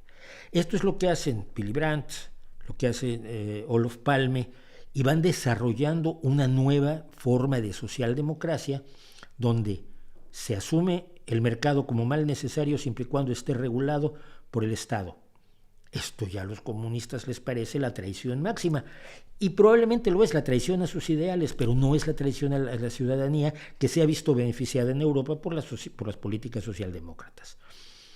Y cuando te hablan de por cierto, de las economías más libres, sí, las economías más libres son las más prósperas, sí, pero para que esas riquezas que generan las sociedades libres lleguen a los más desprotegidos, necesitas políticas sociales, necesitas leyes que garanticen la sanidad, la educación, la alimentación de los niños, las pensiones en la vejez, todo aquello que hace que vivas con menos miedo y que vivas con más dignidad, que es lo que quiere la socialdemocracia. Y esto los comunistas no nos lo perdonan. Ellos siguen diciendo que lo que hay que hacer es tomar el poder, generalmente por la vía de las armas, aunque a veces lo intentan por la vía democrática, como es el caso de Pablo Iglesias o de algunos otros grupos populistas, leninistas, porque son leninistas aunque lo nieguen, pero que no creen realmente que la democracia sea la mejor forma, y por supuesto siguen creyendo que hay que sacrificar libertades en nombre de los derechos. Y los socialdemócratas decimos que podemos tener libertades y derechos, simplemente que es más complicado, pues bueno, es un mundo complicado y trataremos de legislar y de actuar y de gobernar en esos términos. El odio es, te digo, por lo tanto, distinto antes y después de la Segunda Guerra Mundial, porque la socialdemocracia cambió radicalmente en los años 50 del siglo pasado, y esto todavía algunos no lo asumen, ¿eh? Por eso cuando tienes un gobierno socialdemócrata como el de España, tienes a los chicos de Vox diciendo, ahí están los comunistas, y tú dices, ¿dónde? No veo ni uno. Bueno, pero están gobernando con los comunistas, sí, con 4, pero los que toman las decisiones no son ellos. Aquí quien gobierna es quien tiene la mayoría, porque somos demócratas. Así que eso es lo que podía yo contar al respecto. Bueno, y voy a hablar algo que hablamos la semana pasada y que me está haciendo preguntas, me la pregunta claramente Noel Nacho Quesada. Noel Nacho Quesada me dice, en el video de Salvador Allende hubo personas, no hubieron, no, el verbo se usa así, hubo personas que justificaron mucho la dictadura de Pinochet. Sí. La semana pasada, para quienes no estaban aquí y no pasaron por el canal, ya tenemos 3 no me gusta, bien. Sigan llamando, llamen a sus amigos para que vengan a que no les guste nuestro streaming y seremos cada vez más. Bueno, hace una semana alguien me hizo una pregunta acerca de si no iba yo a hacer un video de Allende y dije que no y traté de explicar por qué. Y dije que Allende era una víctima o un elemento víctima de su circunstancia, de su tiempo y de su momento. Es un hombre marxista de izquierda. Es un hombre de izquierda y es un marxista que alcanza democráticamente el poder en Chile. Esto era horrible. En tiempos de la Guerra Fría, cuando Moscú intentaba desestabilizar América Latina, aprovechando la situación absolutamente inaceptable social, política que vivía América Latina, situación social que por cierto sigue viviendo, y los Estados Unidos que se negaban a que interviniera, que pusiera bases ideológico, comerciales, político, económicas de la Unión Soviética en América Latina, que ya con Cuba tenían suficiente. Entonces, la Guerra Fría, donde nunca se mataron rusos y soviéticos y estadounidenses, pero en la Guerra Fría se mataron los que creían que debían imponer una visión marxista en la sociedad latinoamericana contra aquellos que se oponían a ello de la manera más brutal posible. Fue la Guerra Fría y fueron los muertos de la Guerra Fría. Y Allende es una víctima de esto. Allende es un demócrata, pero es un marxista. Allende toma el poder e inmediatamente hay una reacción brutal contra él. Una reacción, mucha gente en los comentarios, lo pueden ustedes ver, es que llegó a Allende y empezó la escasez. Bueno, sí empezó la escasez porque los dueños del dinero empezaron a restringir el flujo de bienes hacia la población para generar descontento contra el gobierno. No es que el gobierno impidiera la llegada o la distribución de bienes de consumo. No había transporte, ¿no? Los transportistas fueron una de las fuerzas fundamentales. Los transportistas pueden ser enormemente reaccionarios, fueron una de las fuerzas que sabotearon al máximo el gobierno de Allende. Y yo todo esto lo sé no solo por haberlo estudiado, sino porque lo viví. Yo tenía 17, 18 años y aquello era el gran experimento de izquierda del que había que estar al tanto.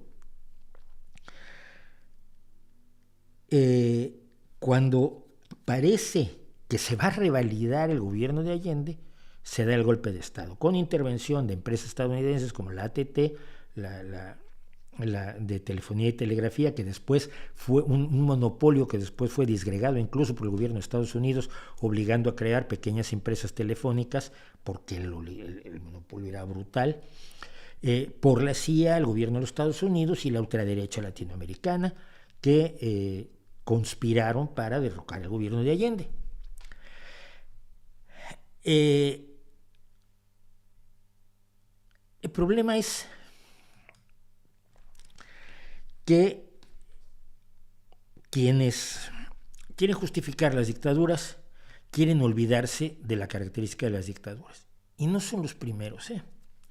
Yo recuerdo que hay gente que te habla de que con Mussolini los trenes llegaban a tiempo. ¿Tú sabes la cantidad de barbaridades que hizo Mussolini, sus ataques brutales a Etiopía, su persecución de los judíos, su autoritarismo, la cantidad de gente que asesinó? Pero llegaban los trenes a tiempo. Pues sí, pero el precio del billete de tren vendría siendo un poco elevado, ¿no? Bueno, pero es que con Hitler había unas autopistas buenísimas. Hicieron el coche del pueblo, el Volkswagen este escarabajo, del cual yo tuve 2 o 3 en mi adolescencia. Pues sí, pero es que el precio de eso fue la muerte de millones y millones de personas, 20 millones de soviéticos, así, para decirlo rápido, 6 millones de judíos, 5 o 6 millones de judíos, que hay un argumento que vamos a tratar ahora, más varios millones más de personas y de soldados de muchísimos países. Son el precio de tener unas carreteras bonitas y un coche bien diseñado, que además lo diseñó Porsche, no lo diseñó, por supuesto, Adolfo Hitler. No sé, como que el precio de los beneficios que toda dictadura tiene, porque todo dictador quiere pasar a la historia como un benefactor y un hombre o mujer que haya sido magnífico con su pueblo, el salvador de su pueblo.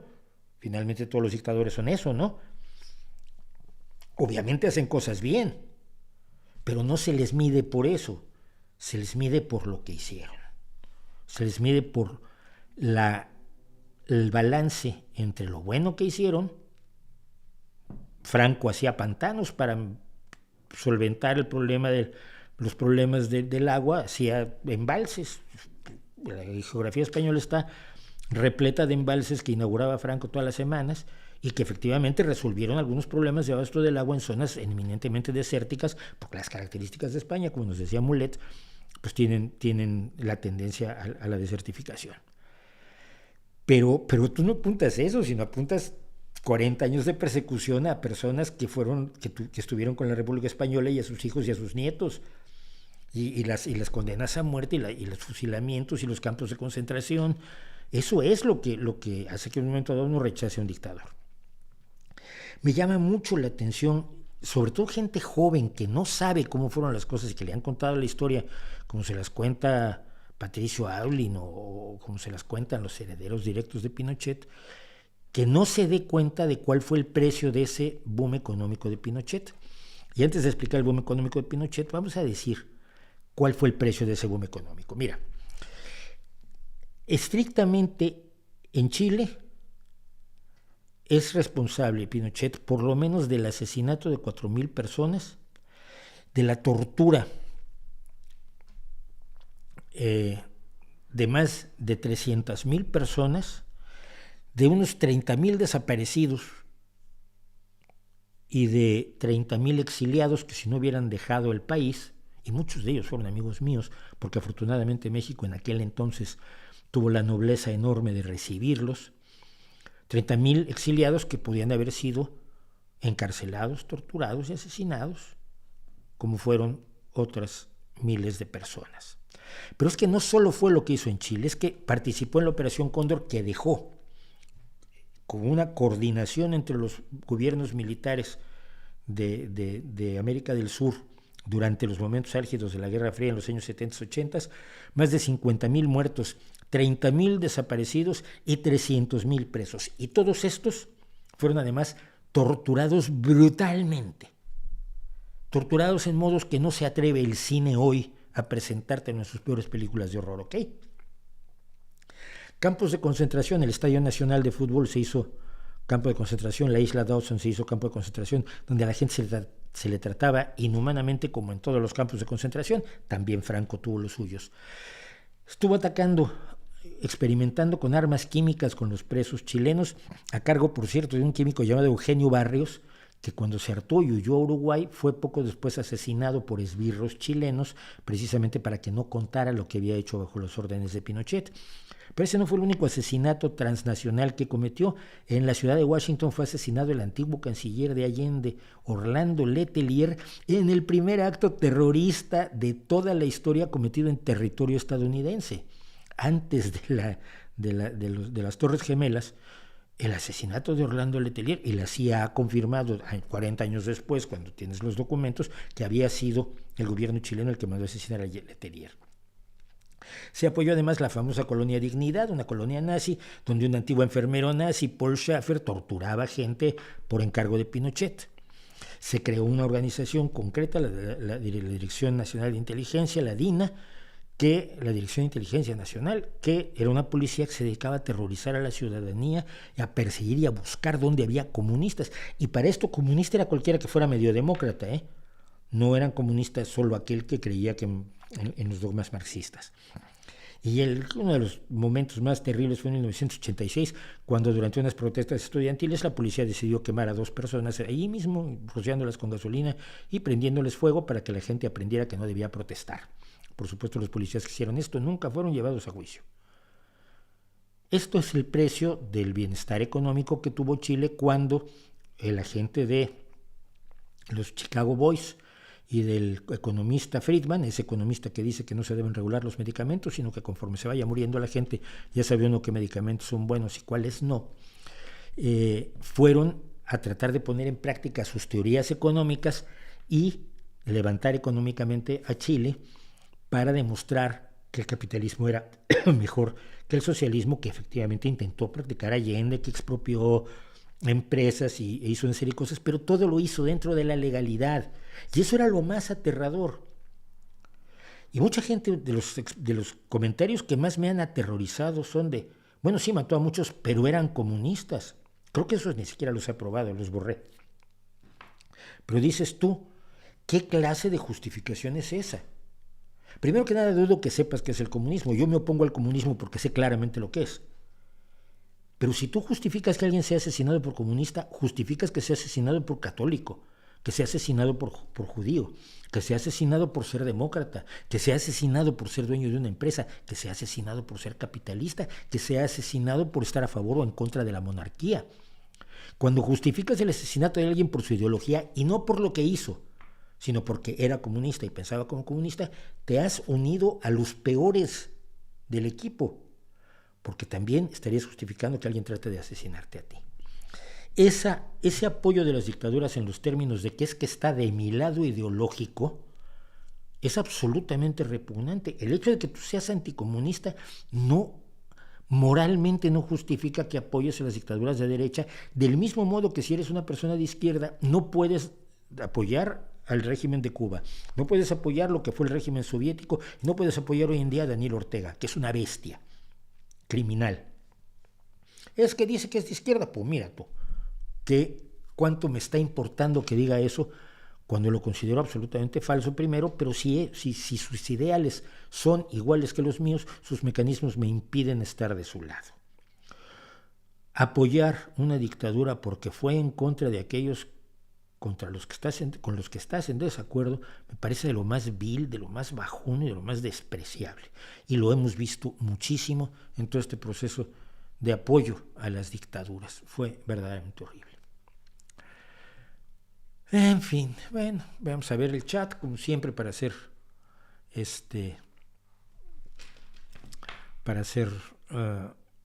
paréntesis con las cosas que traigo preparadas. Dice Carlos Calderón: ¿hay algo que sea radicalmente diferente de los escépticos mexicanos, Somia, y los escépticos de España? Pues que los de España cecean, supongo, ¿no? No creo que sea radical. Creo que hay una mayor capacidad organizativa, simplemente porque hay más en España, ¿no? Pero todavía no tenemos un programa de radio en España como el que tuvimos Mario Méndez Acosta, Mónica Lavín y yo en la XCQ y después en la XCW, que era la catedral de la radio. Mira, el primer día que yo estuve en la XCW dije que había algo que yo siempre había querido decir desde que de niño escuchaba yo esa estación de radio. Era la voz de América Latina desde México, XCW. Y lo dije porque tenía yo el micrófono del XCW enfrente. Era aquello a lo que podías aspirar en la radio mexicana, por lo menos en aquel momento, ¿no? Entonces aquí no hemos tenido nada de eso por el estilo. Pero no, yo creo que somos bastante iguales. Yo creo que por eso llegué yo aquí, caí bastante parado con gente maravillosa como Fernando Frías, como Luis Alfonso Gámez y otros, el propio Mulet y otros escépticos españoles. Bueno,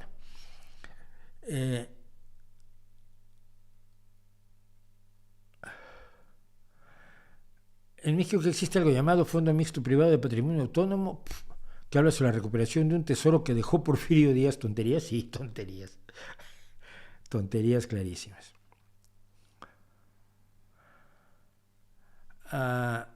¿Qué opino que los comunistas le saquen la cara a los socialdemócratas? Bueno, en la Primera Guerra Mundial ya te dije, los socialdemócratas de ayer no son los de hoy. Yo no tengo... A ver, para ubicarte rápidamente, originalmente Lenin era socialdemócrata. Porque originalmente se inventó la historia de que era socialdemócrata. Lenin inventando era buenísimo. Acuérdense que él ofreció pan y paz para finalmente vencer en la guerra civil, en la que los leninistas no derrocaron al zarismo. Eso lo habían hecho los mencheviques, pero bueno, o sea que no. ¿Qué opina de los que rechazan la Corte Interamericana de Derechos Humanos? Sí, ya me imagino quién es. Es alguien que quiere violar los derechos humanos con absoluta impunidad. No que la Corte Interamericana de Derechos Humanos sea perfecta, ni mucho menos, porque no lo es, pero es una herramienta útil. Mira, estamos en un momento dado en que mucha gente, muchos gobernantes en condiciones de aspiración al autoritarismo, se proponen demoler cosas que no funcionan bien. Y el pretexto es buenísimo. Oye, mira, la Suprema Corte de Justicia de la Nación de mi país, Pirón-Pomponia, que el otro día les gustó mucho que fuera yo el rey de Pirón-Pomponia. La Suprema Corte de Justicia de Pirón-Pomponia no funciona bien. Mira, tiene algunos que son medio corruptos o muy corruptos. Hay decisiones que han dado que tú ves que allí alguien pagó o amenazó o algo, ¿no? Entonces a veces luego las leyes no las aplican exactamente a la letra de la ley, sino que las retuercen un poquito con interpretaciones de aquella manera y, en fin, que no cumplen plenamente la función para la cual está creada la Suprema Corte de Justicia. Aquí hay dos aproximaciones. Mira, cerramos la Suprema Corte de Justicia y ahora la justicia la voy a impartir yo. Y ya. O buscamos las causas del problema, generamos los mecanismos necesarios y los protocolos adecuados para limpiar la Suprema Corte de Justicia y poderle garantizar a la ciudadanía una impartición de la justicia acorde a los principios básicos de la ley y con la mayor calidad humana que sea posible. Es que eso es muy difícil, claro que es muy difícil. Lo fácil es acabar con la Suprema Corte de Justicia de la Nación, que el presidente decida quién va a la cárcel, quién no, ¿no? Quién está haciendo bien y quién no. Destruir instituciones que están viciadas tiene un principio, pero al final es el destruir a todas las instituciones e implantar el autoritarismo de una sola persona. ¿Por qué? Porque todas las instituciones tienen vicios. La más limpia y maravillosa institución que te puedas imaginar en un país avanzadísimo como Dinamarca, seguro tiene alguna cuestión allí que no está del todo bien. Porque son instituciones humanas. Obviamente hay una gradación de allí hasta los espacios de mayor corrupción, de mayor falta de responsabilidad para cumplir con las obligaciones que tienes al trabajar en el Estado.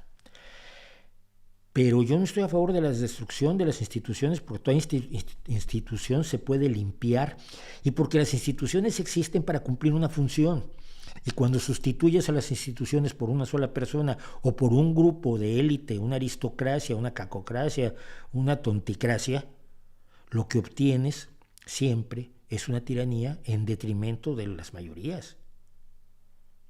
Porque el que se puede defender, porque tiene el poder religioso, el poder económico o el poder social, ese todavía se salva de las tiranías y hasta se puede acomodar con ellas. Pero el que no tiene ningún poder solo le queda bajar la cabeza y decir que sí. Y entonces es de allí de donde es necesario luchar contra todo proyecto de tiranía antes de que se concrete. Decía yo de Daniel Ortega, es un caso clarísimo, ha estado destruyendo todas las instituciones que se interponían en su camino, concentrando una cantidad de poder absolutamente ridícula en sus manos. Ni Somoza, que era un asesino, la dinastía Somoza, que fue una dinastía de asesinos brutales, despiadados, tiranos, sátrapas, despreciables, se acercan a lo que ha logrado hacer en Nicaragua Daniel Ortega en la concentración de poder. Así que mucho cuidado con quienes tratan de concentrar poder destruyendo el Instituto de Transparencia, la Suprema Corte de Justicia de la Nación, el Instituto Electoral, y los tratan de someter a sus designios o de destruirlos. Y si alguien cree que estoy hablando de López Obrador, puede.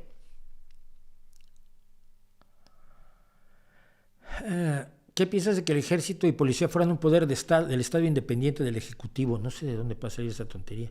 Entonces, ¿cómo deciden? A ver, te voy a explicar cómo funciona un país democrático normal. Tienes un legislativo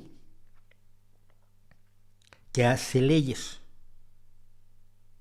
Tienes un judicial que aplica las leyes. Y tienes un ejecutivo que garantiza la aplicación de las leyes y los ordenamientos que hace el legislativo y que el judicial aplica e interpreta.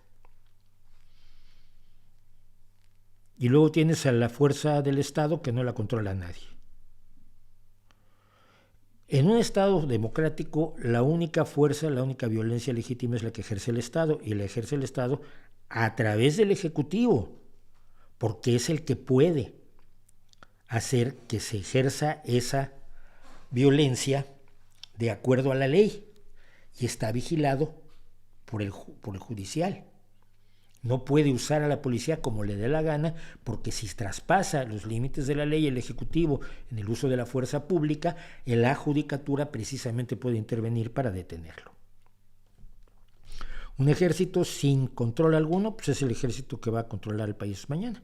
Y olvídate de ejecutivo, legislativo y judicial, y aprende a bajar la cabeza y a decir que sí. No, hombre, no.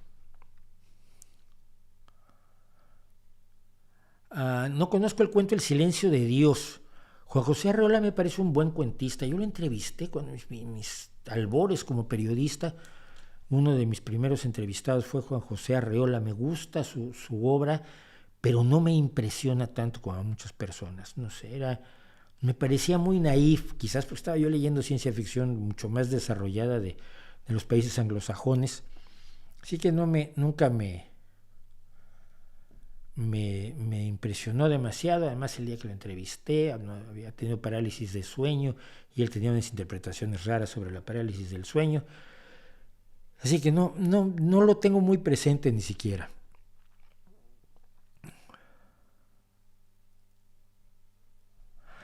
Hay gente que dice que las teorías científicas no estudian por completo la realidad objetiva. Bueno, vamos a empezar. Las teorías no estudian la realidad. Las teorías son el producto, el resultado de la ubicación de leyes que se obtienen después de estudiar la realidad objetiva y sus correlaciones. Sino nuestra conceptualización de esta realidad. ¿Tú qué opinas? Que si así fuera no funcionaría Internet. ¿sabes? O sea, si la realidad objetiva no es que la electricidad se comporta de acuerdo a las leyes de Maxwell, tú no me estás viendo en Internet. Si me estás viendo en Internet, estás demostrando a cada instante que las leyes de Maxwell describen la realidad objetiva, no la conceptualización que tenemos de la realidad. La conceptualización de la realidad que tenemos es errónea, es problemática. Decía alguien el otro día, además de una manera muy sensata. Tú percibes el pasado. Entre que algo ocurre y tú lo percibes con la vista, con el oído, con el gusto, con el tacto, pasan algunas fracciones de segundo, aunque sean pequeñísimas. Tú estás viviendo en el pasado, estás viendo el pasado, estás oyendo el pasado, saboreando el pasado, olfateando el pasado y tocando el pasado. En el momento en que tocas algo, pasan unos instantes antes de que tu cuerpo lo registre.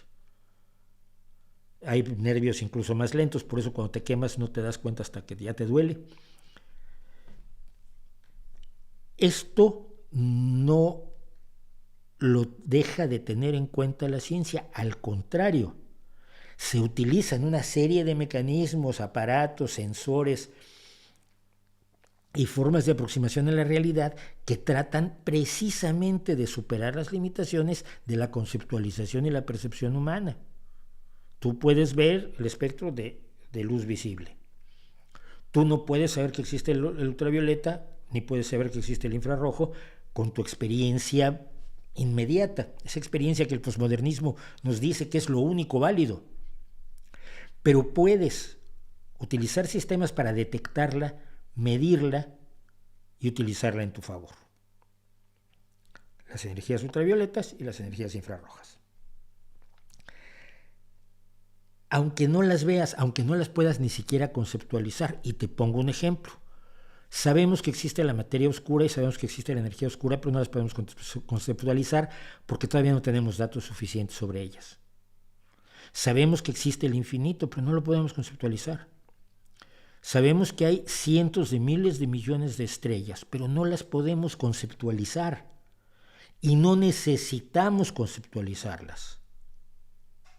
Porque podemos demostrar que existen, podemos verlas, podemos estudiarlas, podemos aprender de ellas, aunque en nuestra cabeza no entren números aparte de más arriba de 100, no sé. Hay tribus que cuentan 1, 2, 3, muchos. Y arriba de 3 todos son muchos. ¿Quién dice eso? Pues lo dicen los filósofos. Los filósofos siempre te dicen, la ciencia tiene unas limitaciones enormes. Y esos zapatos que traes, bueno, estos son zapatos de una marca muy bonita, son muy buenos. Los hizo una máquina que funciona de acuerdo a toda la parte de la ciencia que tú crees que no importa. Porque tú solo estás viendo, claro, es que en la conceptualización de la cuántica y la relatividad en los bordes del universo, no. Es que sin todo lo que sabe la ciencia previa no te pueden hacer esos zapatos. No pueden hacer tu reloj, no pueden hacer tu teléfono, no pueden hacer tu taza, no pueden hacer internet, no pueden hacer las vacunas que han erradicado las enfermedades. No se ha erradicado la conceptualización de las enfermedades, se han erradicado enfermedades reales de la realidad objetiva que jodían la vida de la gente de manera real, no conceptual. Es el tipo de cosas que dicen los filósofos porque si no, tendrían que trabajar. Pero que tiene muy poco valor a la hora de enfrentarte a los hechos. Si tú partes de la base de que tu conceptualización de la realidad es la realidad, pues trata de comportarte como si la realidad no existiera y vas a ver que la primera vez que te des con una silla en la espinilla, empiezas a entender la realidad objetiva. Así que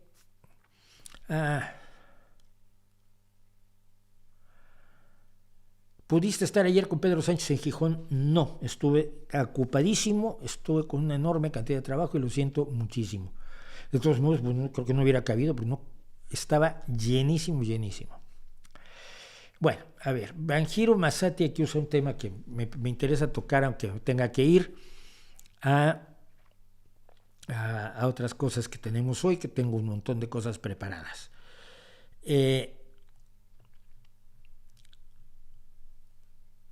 A ver, ¿qué opina usted de la huelga de escritores en Estados Unidos y las condiciones precarias de los artistas? Mira, Los escritores están bien pagados en Estados Unidos, pero no lo bastante bien pagados. Y sobre todo cuando todo el mundo empieza a ganar mucho más dinero, al último al que le aumentan el sueldo es al escritor. El caso que voy a mencionar es curioso porque el escritor es también el director, pero no deja de revelar el desprecio que hay al escritor. Mira, la princesa Leia está considerada un icono del feminismo, y yo creo que con muy buena razón. El trabajo de la actriz hizo que a ella se le considerara una persona de una enorme capacidad para comprender los problemas de la no participación plena de la mujer en las sociedades actuales. Aunque se ha avanzado mucho, queda mucho por avanzar. Cuando tú ves las citas de las palabras de la princesa Leia, las ves firmadas por la princesa Leia o por la actriz, cuyo nombre además en este momento, ya saben que olvido nombres por sistema, cuyo nombre he olvidado. Nunca las ves firmadas por George Lucas, porque todo ese discurso maravilloso de Leia, esa capacidad de Leia de abordar, de pelear, de disparar, de ser parte de su sociedad, la escribió George Lucas, pero no lleva el crédito él. ¿Sí? Cuando tú ves a los... Yo veo muchísima televisión nocturna en Estados Unidos, me divierte, ¿qué le vamos a hacer? A Stephen Colbert y a Jimmy Kimmel y a Steph... no creo que se llama, tampoco se me olvidan los nombres, insisto. Los tres grandes de la televisión nocturna, que por cierto ayer la Rusia los baneó, ya no pueden entrar a Rusia nunca, ni Colbert, ni Kimmel, ni el otro. Tú los ves y dices, pero son simpatiquísimos, qué buen chiste contaron. Y no te das cuenta que hay 16 personas que llegan a las 9 de la mañana, analizan las noticias del día y empiezan a escribir ese material que para las 4 de la tarde va a tener forma y que van a ser los guiones que va a decir Stephen Colbert o Jimmy Kimmel o Jimmy Fallon o el otro, que se me olvida su nombre otra vez. Están muy despreciados los escritores en general, en todos lados, en todos lados, salvo para los lectores de libros. Entonces, tienen reivindicaciones y afortunadamente para ellos tienen un sindicato. Pues están en huelga porque quieren mejores condiciones y las negociaciones antes de la huelga no llegaron a buen fin porque los dueños de las empresas, las grandes cadenas de televisión, los dueños de las empresas productoras, pues no llegaron a un acuerdo con ellos y entonces se están enfrentando a la huelga. A mí me parece muy bien. A mí me parece muy bien porque los dueños ganan una cantidad de dinero ridícula. Pues está muy bien. Oye, si es una película o una serie de televisión que la gente ve con gran gusto y tienes millones de televidentes y por lo tanto la publicidad te la pagan muy bien, el tiempo publicitario, pues hombre, qué bueno. Mejor eso que estar matando gente. Pero si tú ganas o los actores ganan, o los actores de Big Bang Theory al final, en las últimas 2 temporadas ganaban $1 millón por episodio cada uno de ellos. $1 millón por episodio. Una semana de trabajo. Sí, trabajan muy duro, pero es una semana de trabajo. Los peor vistos y peor pagados son los escritores, de verdad. Salvo excepciones, porque las hay, el escritor no es el que gana lo que debería ganar cuando es... Sí, y estas huelgas, que yo he visto 2 o 3 de guionistas, que estas huelgas lo demuestran, sin ellos no hay nada. Los actores no tienen nada que decir, los directores no tienen nada que dirigir, los productores no tienen nada que producir, los de vestuario no tienen qué vestuario diseñar porque los escritores no les han dicho cómo va a ser el vestuario. Si estamos en el medievo o estamos en el siglo 42. Los de los escenarios pues, no saben qué hacer porque los escritores no les han dicho estamos en un planeta desértico o estamos en el Amazonas. Todo, ahí sí en el principio fue y es la palabra. Y sin embargo, son los que no llevan el crédito no muy grande, de los que nadie se acuerda, y el caso de lo de la princesa Leia a mí me parece emblemático. Son los de los que todo el mundo se olvida y son los que menos ganan de una industria del entretenimiento que es monstruosamente grande y cada vez más grande, porque gracias al desarrollo económico de ciertos sectores de nuestro planeta, cada vez más personas pueden acceder a niveles de ocio y diversión a los que no podían acceder hace 50 años. Porque hace 50 años ir al cine costaba dinero y podías ir una vez al mes. Ríete tú de tener Netflix y la cantidad de películas que se producen cada semana hoy en día. Así que estoy con los escritores, estoy con su huelga, estoy con los sindicatos toda la vida y espero que muy pronto se resuelva porque yo quiero seguir viendo mi televisión nocturna con Colbert y Kimmel y Jimmy Fallon y el otro cuyo nombre se me olvida.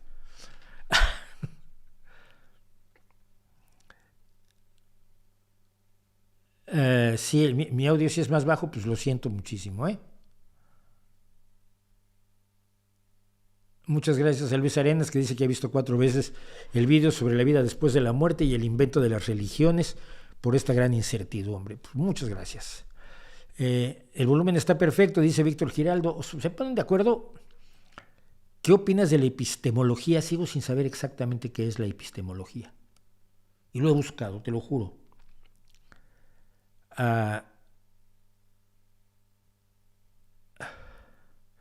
Dice la Iglesia Católica que la prueba de que Jesús existió es que desde que murió ha existido una sucesión apostólica ininterrumpida hasta hoy con Francisco. ¿Cuál es la verdad? Pues no lo sé. El problema es que la sucesión apostólica dependería de que realmente Pedro haya conocido a Pablo. Y no me refiero a Pedro Picapiedra y a Pablo Mármol, por favor. Y de que el Pedro que conoció a Pablo haya sido el Pedro apóstol. Y de que el Pedro apóstol le haya contado la verdad a Pablo. Porque Pablo, cuando entra en acción Pablo después de su camino a Damasco, ya Cristo había muerto mucho tiempo antes, suponiendo que haya muerto. No, sí, evidentemente hay una persona que murió, pero que no es el Dios, el Cristo de los milagros que nos venden, ¿no? Entonces, esa sucesión apostólica, por ininterrumpida que sea, no implica que no cuenten cuentos. Alguien que fue discípulo de un tipo que decía cosas muy bonitas, cuando el tipo se muere te dice que hizo milagros y te crea el Jesús imaginario de los evangelios que 80 años después se ponen por escrito. Así que tienes 80 años de fantasías. ¿Eso me garantiza que el Cristo del que se escribe en los evangelios haya existido como tal? No. Me dice que existió alguien o alguienes que se amalgamaron en un personaje fantástico 80 años después. Eso puede ser la demostración de que existió un predicador, había muchos, pero garantías de que el predicador ese haya tenido las características que se le atribuyen en los evangelios 80 años después, no es ninguna prueba. No es ninguna prueba. ¿Qué opinión tienes sobre el trabajo de Sam Harris? Has comentado que tienes algunos desacuerdos con él. Bueno, sí, fundamentalmente que eso de que medite así como crea que la meditación es como magia, me parece muy raro, ¿no? Pero no, lo he seguido y su trabajo sobre moral me ha parecido siempre muy interesante, ¿no?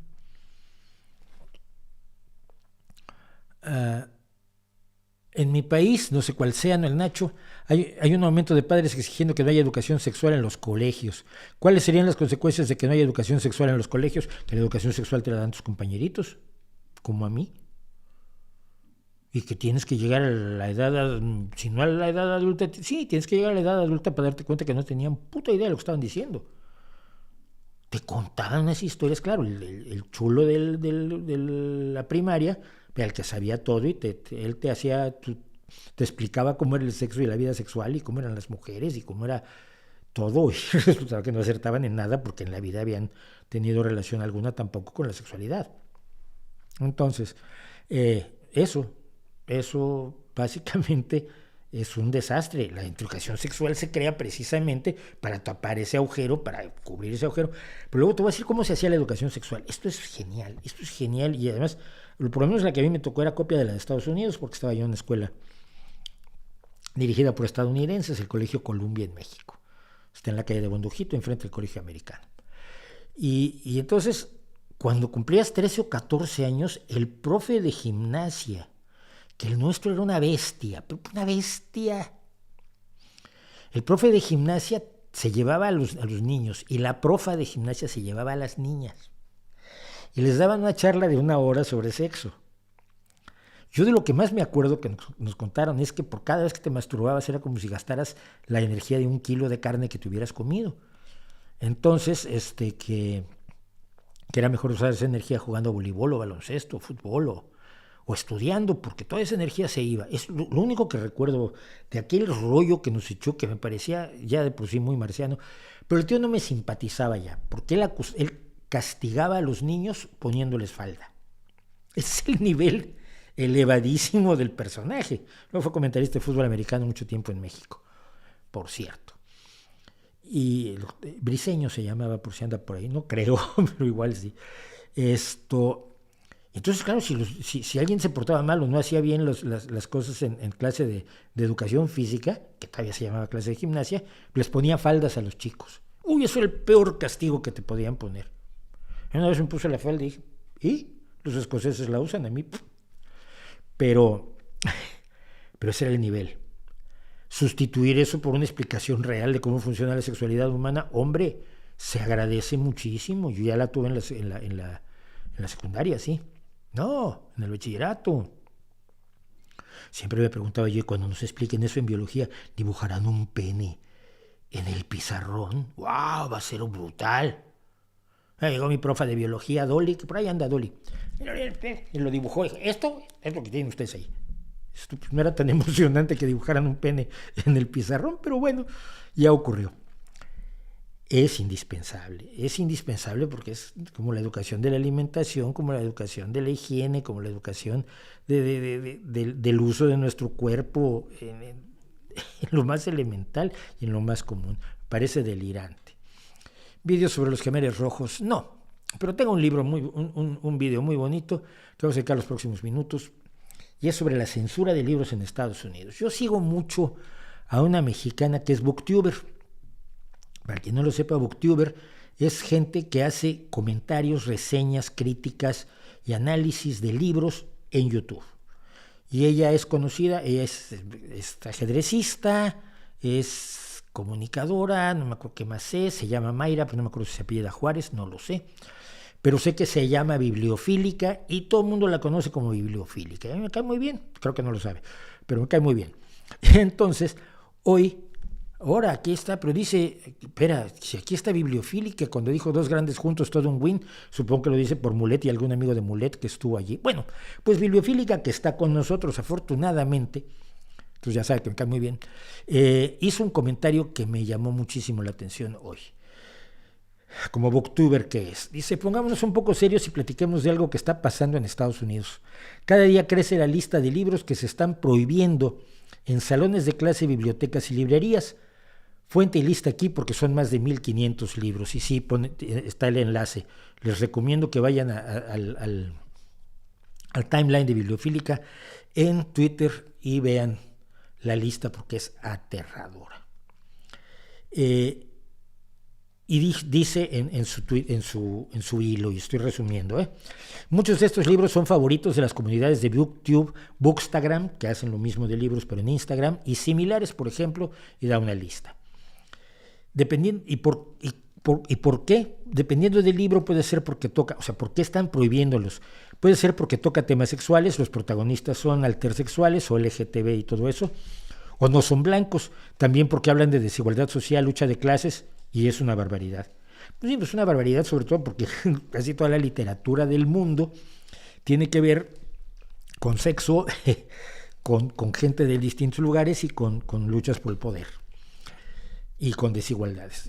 Dice que está en la lista cosas como La Casa de los Espíritus de Isabel Allende, junto con el diario de Ana Frank, que me parece aterrador que que esté prohibido en algunos lugares, libros biográficos como uno de Celia Cruz.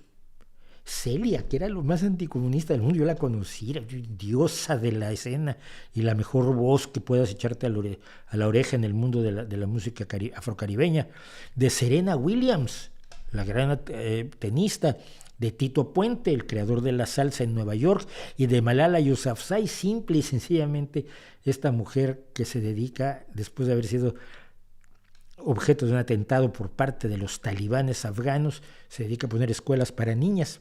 a la cual, por cierto, dice Bibliofílica, le banearon 2 de sus libros. Y Malala, que es de las personas que yo admiro enormemente, así como no tengo ninguna admiración por Greta Thunberg, súmenle libros infantiles inspiracionales para niñas como I'm a Pretty Little Black Girl, soy una bonita niña negra, cosa que podía decir tranquilamente mi sobrina, que es una preciosa niña negra, y Girls Who Code, las niñas que escriben código, Dios nos libre de que las niñas tengan sueños y más las niñas de color. Y sigue la lista con libros sobre educación sexual, sobre el Ku Klux Klan y sobre otras tantas listas que la lista se vuelve digna de cualquier utopía o distopía, diríamos. De vergüenza y de miedo que los grupos conservadores tengan esas ideas y ese poder. Yo le decía a Bibliofílica, y quizás me equivoco, pero no lo sé, no lo creo. El problema aquí es que una parte del mundo progresista ha jugado del lado de la derecha sin siquiera darse cuenta. Yo estoy seguro, casi seguro, que entre esa lista de 1500 libros, que es aterrador, o sea, son casi cifras similares a las de los libros prohibidos por los nazis en Alemania. Lo que pasa es que los nazis los quemaban y estos simplemente los prohíben o los borran de los ordenadores de la escuela, que es lo mismo que quemarlos, pero no es tan vistoso.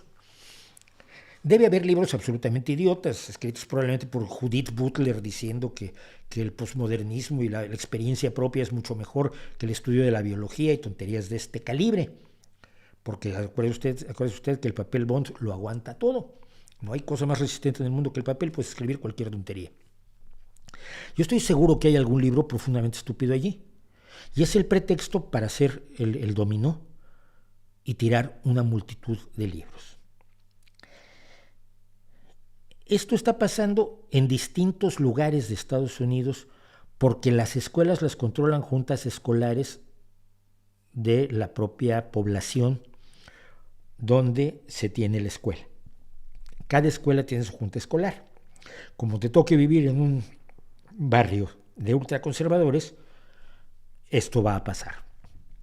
Va a pasar porque no hay una reglamentación sobre libertad de expresión que pueda tocar esto, aunque ya se habló de esto esta semana, de que probablemente se estaba coartando la libertad de expresión de los niños y de los autores al sacar ciertos libros de las escuelas.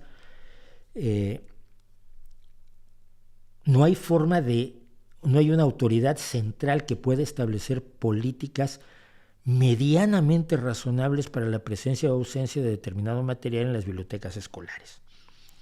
Cada escuela o cada distrito escolar toman sus decisiones independientemente.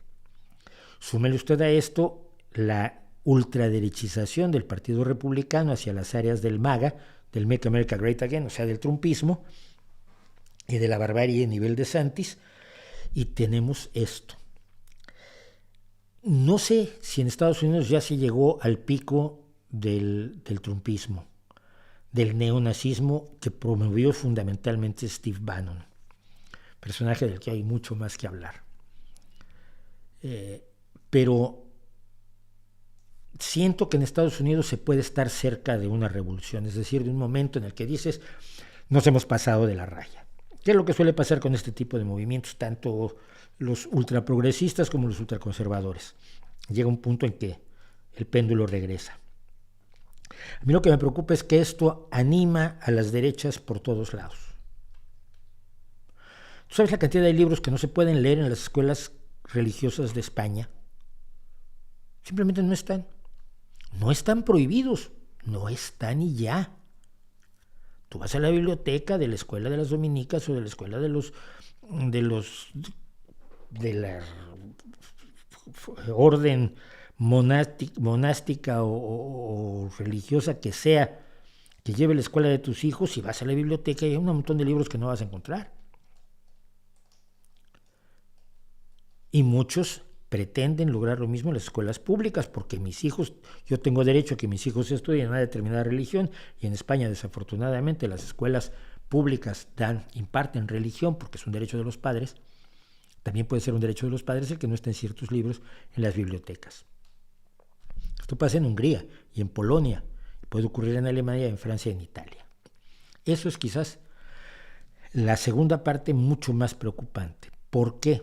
Porque genera un movimiento que tienes que esperar mucho tiempo. Si no te opones a él y si no te resistes a él desde el principio, y ahí creo que los demócratas en Estados Unidos han hecho un trabajo pésimo, por no decir inexistente, si no te opones a ese tipo de movimientos conservadores desde el principio, tienes que esperar a que transcurra un ciclo político y social muy, muy prolongado. Muy prolongado. O que ya no ocurra ese ciclo. Así que ese es el tipo de cosas que me generó como idea el comentario de Bibliofílica, y muchísimas gracias por estar por aquí, compañera. Adelante, y sigue que algunos no decimos nada, pero te seguimos.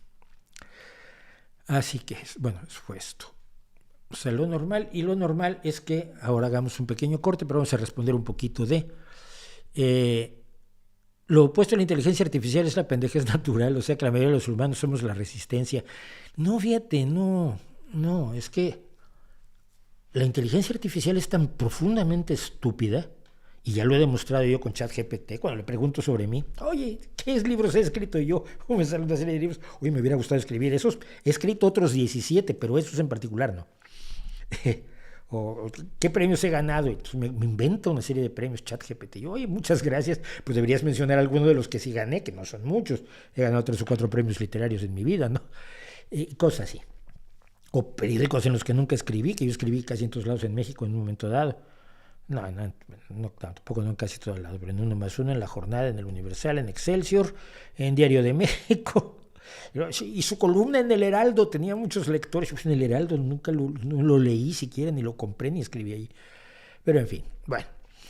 AMLO predica su política de no intervención y hoy salió a decir que nadie votara por DeSantis. Bueno, a ver, López Obrador es el no intervencionista por excelencia. Él trata de mandar en Ucrania y de mandar en la ONU y de mandar en Estados Unidos y de mandar en todos lados, y luego cuando alguien opina sobre México dice que es intervencionismo. A ver si no dice que es intervencionismo, que yo diga que es un peligro para el país y que espero que su gobierno culmine sin que cometa las peores atrocidades que está prometiendo, como la nueva Constitución, que están sugiriendo algunos de sus acólitos, porque va a decir que es intervención extranjera, como aparte de ser mexicano soy español, le puede doler muchísimo. Y mira, ahí tienes un buen caso. Pese al creciente asco, horror y miedo que tengo por López Obrador, no favorecería jamás su derrocamiento por parte de una organización autoritaria. Creo en la democracia lo suficiente como para esperar que haya una resolución democrática un poco mejor en esta ocasión y que a largo plazo se pueda tener una visión social de izquierda razonable, razonada y bien fundamentada en las posibilidades del país, pero no estaría nunca a favor de lo que ya he oído decir algunos, que hay que tirar a López Obrador antes de que entre el poder el año próximo. Ni de locos apoyaría yo nada por el estilo. Jamás. Habría manera, dice José Asensio, que le decía a Mulet que ya está dormidito, pobre, trae un jet lag. ¿Habría manera de que en México, desde las universidades y el contacto con los campesinos, hagan entrar en razón a los políticos en México? No.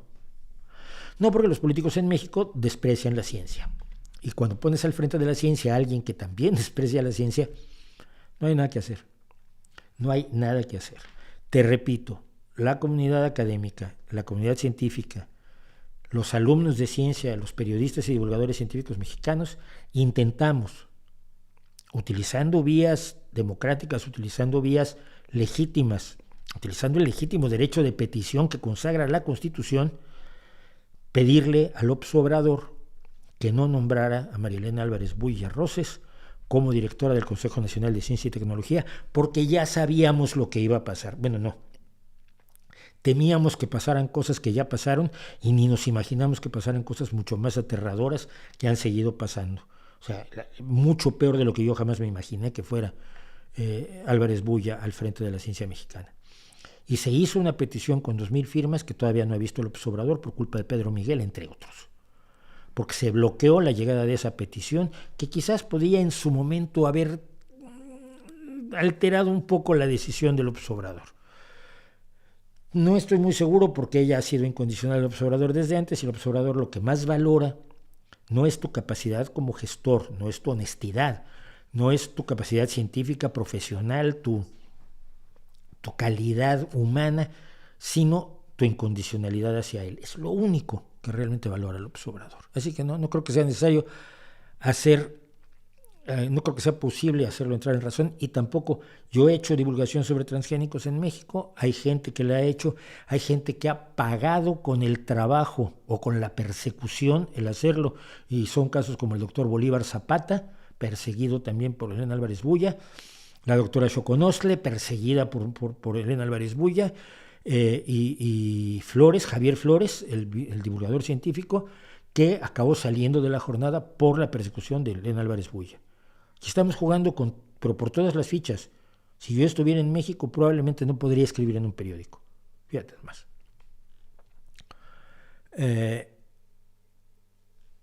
Y lo que vamos a hacer es, como siempre, en este momento somos 291. Vuelvo a pedirles, como siempre, que nos recomienden, que nos apoyen, que nos ayuden. Esto no lo hice al principio porque teníamos a Mulet, pero necesitamos el apoyo de ustedes en Patreon y en PayPal, el apoyo crematístico y del maldito dinero que nada vale, pero que tanto nos resulta útil. Como dicen, el dinero no da la felicidad, pero como ayuda.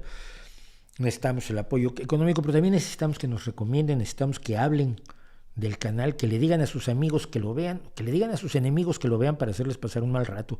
Ustedes, de todos modos, recomiéndenlo, porque hemos estado en los 290, 300 espectadores todo este año, y me parece maravilloso. Siempre digo que cuando hablo en público, raras veces tengo más de 50, 60 personas de público, tener a 230 me parece maravilloso. Pero yo creo que lo que hablamos aquí, lo que comentan ustedes y todo, podría interesarles a más personas. Y la única forma de llegar a ellos es a través de las recomendaciones de ustedes, así que se las pido encarecida y enormemente, y vamos a tomarnos un par de minutitos a servirnos Coca-Cola y regresamos.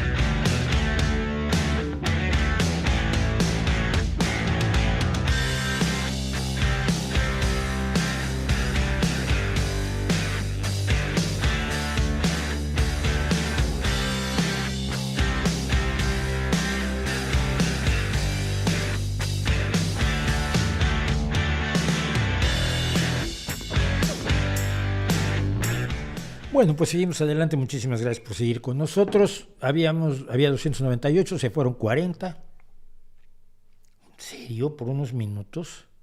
Bueno, sí, don Javier Burgos, hablamos aquí con Javier Burgos cuando descubrió la última, la que era la última de las monomanías, una serie de pinturas de Géricault que él estaba empeñado en buscar como neurocientífico que es, porque fueron retratos de personas con lo que se llamaban monomanías, con lo que hoy llamaríamos problemas mentales o cognitivos. Y me cuenta David del Castillo que se enteró que Javier Burgos ha localizado ya la tercera monomanía perdida de Géricault.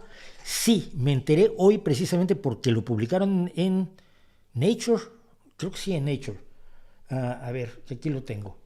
Porque efectivamente lo inmediatamente, sí, Javi Burgos cuenta, no, en The Lancet, en el periódico, en la revista científica The Lancet, donde ya había publicado anteriormente, informó que encontró este cuadro y lo encontró en el Louvre. Estaba expuesto, pero no sabían que era uno de esta serie de Géricault que ha redescubierto Javi. Ya lo felicité. Le dije, enhorabuena Javier, gran trabajo de detective, médico y amante del arte. Nos estuvo contando aquí de esas monomanías. Cuando encuentre la siguiente, porque la va a encontrar, el hombre es un perro de presa para esto, ya está demostrado. Había varias perdidas, ya cada vez hay menos perdidas. De 5 perdidas ha encontrado 3. Entonces, la próxima vez que encuentre una monomanía volvemos a tener a Javi Burgos por aquí, que además es brillante. Me hacen una pregunta de carácter musical. Dave Grohl, vocalista de los Foo Fighters, hace un buen tiempo dijo que los programas de talentos en realidad lo único que hacen es matar talentos. ¿Usted está de acuerdo? No forzosamente lo único, pero sí lo hacen mucho, ¿no? ¿Qué es el problema? Mira, aquí hay una cuestión sobre la que he reflexionado bastante. Ya hice un video sobre, creo que es un video sobre talento. Sí. Mira, las redes y la abundancia económica nos han permitido descubrir que el talento es mucho más frecuente de lo que creíamos. Un prodigio del violín necesitaba tener una serie de elementos que confluyeran para tener al prodigio del violín. Qué sé yo, a Niccolò Paganini o al prodigio del violín que tú quieras. Primero que nada, tenía que tener una familia que lo educara. O sea, que no lo metiera a trabajar en una mina a los 8 años, o en una textilera, o en el campo. Luego, esa familia tenía que tener cierto mínimo respeto por la música, tenía que tener cierto gusto por la música, cosa que era difícil cuando en la mayoría de los lugares acceder a la música ya era difícil. No había grabaciones, no había MP3, no había Spotify. Había un señor que pasaba cantando cuando había feria y punto, con su zanfona y... Bueno, tenía que tener los medios económicos necesarios para adquirir un violín, que ya estás hablando de una minoría absolutamente despreciable entre la humanidad de hace 100 o 200 años. Y 50. Te voy a decir por qué. Luego, necesitabas que pudieran pagar un profe de violín. Y además necesitabas que no se estuviera muriendo de hambre. Y además necesitabas que tuviera una salud más o menos razonable, porque la gente moría pues, a edades mucho más tempranas de media. Había ancianos, pero había pocos. Y luego necesitabas que tuviera el talento necesario para demostrar que era un prodigio en el violín. Pero seguramente había cientos o miles de niños y niñas prodigios del violín que estaban en la mina, en la textilera, trabajando en el campo, o muertos, o que no pudieron demostrar eso. Para que a mí me compraran una guitarra tuvieron que pasar 3 años. No era fácil conseguir un instrumento. Para una familia de clase media baja era una hazaña. Me pusieron clases de piano, me encantaba el piano, pero no tenía piano. Hoy no necesito piano para comprar un teclado. Quería tocar la batería, me van a comprar una batería y luego me van a dejar ensayar batería en el pequeño departamento donde vivía yo con mi madre. Pues no, mi hijo tiene una batería electrónica y estudia batería. Lo que las redes y la abundancia y el abaratamiento de muchas cosas nos ha dado, este inicio de la postescasez, es la posibilidad de que más gente toque la guitarra. Y de pronto tú ves YouTube o TikTok Y tienes verdaderos prodigios de la guitarra, del violín, del cello, del clarinete, del saxofón, de la batería, de lo que quieras. Miles o millones de personas que son capaces de hacer cosas que antes se consideraban reservadas a muy poquitos genios. Lo tienes a los compositores, gente que está, escribí esta canción y mira, la estoy cantando en YouTube y tú lo oyes y dices, pues esto es maravilloso. ¿Por qué tengo que estar oyendo yo a Ariana Grande o cuando puedo estar oyendo esto, ¿no? O a Bad Bunny? Se ha demostrado que el talento es mucho más frecuente de lo que creíamos. Y hablo de la música porque es donde yo estoy más metido, porque soy un fan de la música, pero te puedo hablar de la pintura, te puedo hablar del dibujo, dibujantes que hay absolutamente maravillosos, increíbles, asombrosos, hombres, mujeres, niños pequeños, etcétera. Bueno, luego te das cuenta de que sí, toca muy bien y ya. Es decir, que el talento no basta. Que con ese talento puedes ir a los concursos de talento y puedes brillar en los concursos de talento. Pero eso no te garantiza que puedas ser un artista que llegue al interés del público. Porque eso depende de mucho más que el talento. Depende, por ejemplo, de la creatividad. Cantar muy bien. Por ahora resulta que descubrimos que es más fácil de lo que creíamos. Pero cantar muy bien muchas veces, de manera continua, eligiendo correctamente tu repertorio y sintiéndolo tan intensamente que se lo puedas transmitir al público de una manera eficaz y sin destruirte la garganta con nódulos, porque tienes además un profesor de canto, porque aparte de tu talento necesitabas aprender canto y control de la voz y control del aparato fonador y de tu respiración, etcétera, etcétera. Sí, eso ya no. Y resulta que aunque hay todo ese vastísimo talento, son algunas pocas personas talentosas las que sobresalen. Y sí creo que sea más fácil sobresalir si no estás en un concurso de talento. Y el ejemplo más reciente que tengo yo es Måneskin. A mí me dicen, es que ganaron el concurso de Eurovisión, que me parece despreciable. Es divertido, pero me parece menos serio que un neurocirujano vestido de payaso, ¿no? Entonces, y perdón por los neurocirujanos y perdón por los payasos. Y ganaron Eurovisión, que los oiga su tía, que los oiga la gente que oye Eurovisión. Tardado casi un año en escuchar a Måneskin y en darme cuenta que es un gran grupo de rock. Y lo mismo pasa con mucha gente que aparece en los concursos. Pienso en la magia, pienso en, ¿cómo se llama? Ay, no, voy a decir una tontería, entonces no la voy a decir. Un prestidigitador chino que es absolutamente delirante, que tiene enloquecidos a genios como Penn and Teller, pero que pues, apareció en America's Got Talent o alguno de estos, y ya por eso sentías que se había disminuido. Home Free, uno de los grupos vocales que más me gusta, estuvo en uno de esos concursos. Entonces, creo que sí puede matar talentos los concursos de talento, y nos demuestran algo, que el talento es muy frecuente, y qué bueno que más personas toquen mucho, porque sacaremos a mejores verdaderos guitarristas o verdaderos violinistas de allí, pero no a todos. El talento a veces no basta. Ahora, Dave Grohl, si lo dice Dave Grohl, pues claro, pero lo más probable es que tenga razón. El Pepe también dice que no quiere dejar a nadie atrás y que mira por el bien común, sí, por eso quiere privatizar la sanidad. Anda, si tú te lo crees eso, te vendo la Torre Eiffel, que te va a gustar muchísimo tenerla. Vamos a hablar un poco de la censura en China, porque los que están enamorados de China últimamente, que creen que movernos al mundo multipolar, ya hablamos de la censura en Estados Unidos, que es peligrosa y preocupantísima, sobre todo por parte de los sectores más conservadores, pero bueno, es que en un futuro multipolar, igual estamos mejor siendo dominados por China que por la cultura estadounidense. Pues mira, igual, ¿no? Y eso lo digo por esto. Apareció esto en el New York Times el día de hoy mismo y me dejó bastante preocupado.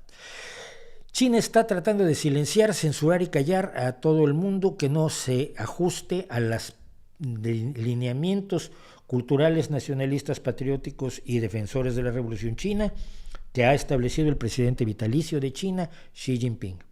Presidente vitalicio con un poder creciente y cada vez más absoluto.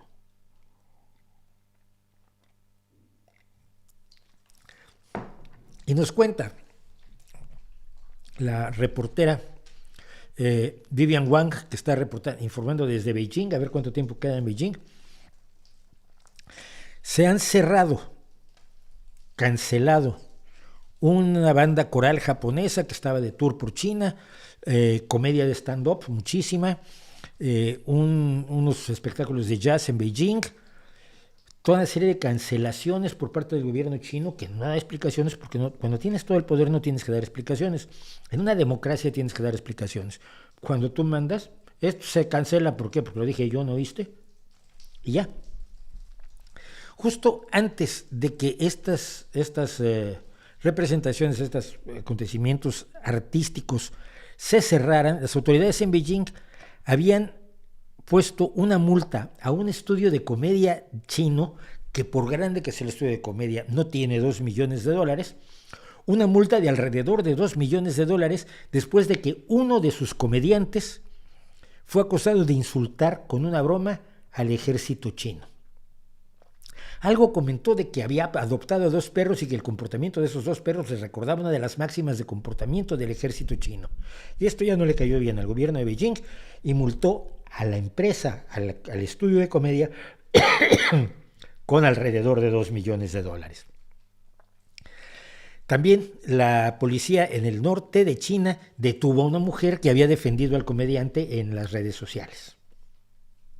Las redes sociales es que nos están vigilando aquí donde estamos nosotros. Las penalizaciones y la cantidad de cancelaciones que ocurrieron señalan el escrutinio cada vez mayor que se hace al panorama creativo ya enormemente censurado de China. Su líder Xi Jinping ha convertido a las artes y a la cultura en una arena central para controlar ideológicamente a la gente, exigiendo que los artistas alineen sus ambiciones creativas con los metas del Partido Comunista Chino y promuevan una visión nacionalista de la identidad china. Ya sabes que el nacionalismo es el mal. Hay que presentar tus guiones antes de representarlos para que el Partido Comunista decida si puedes o no representarlos.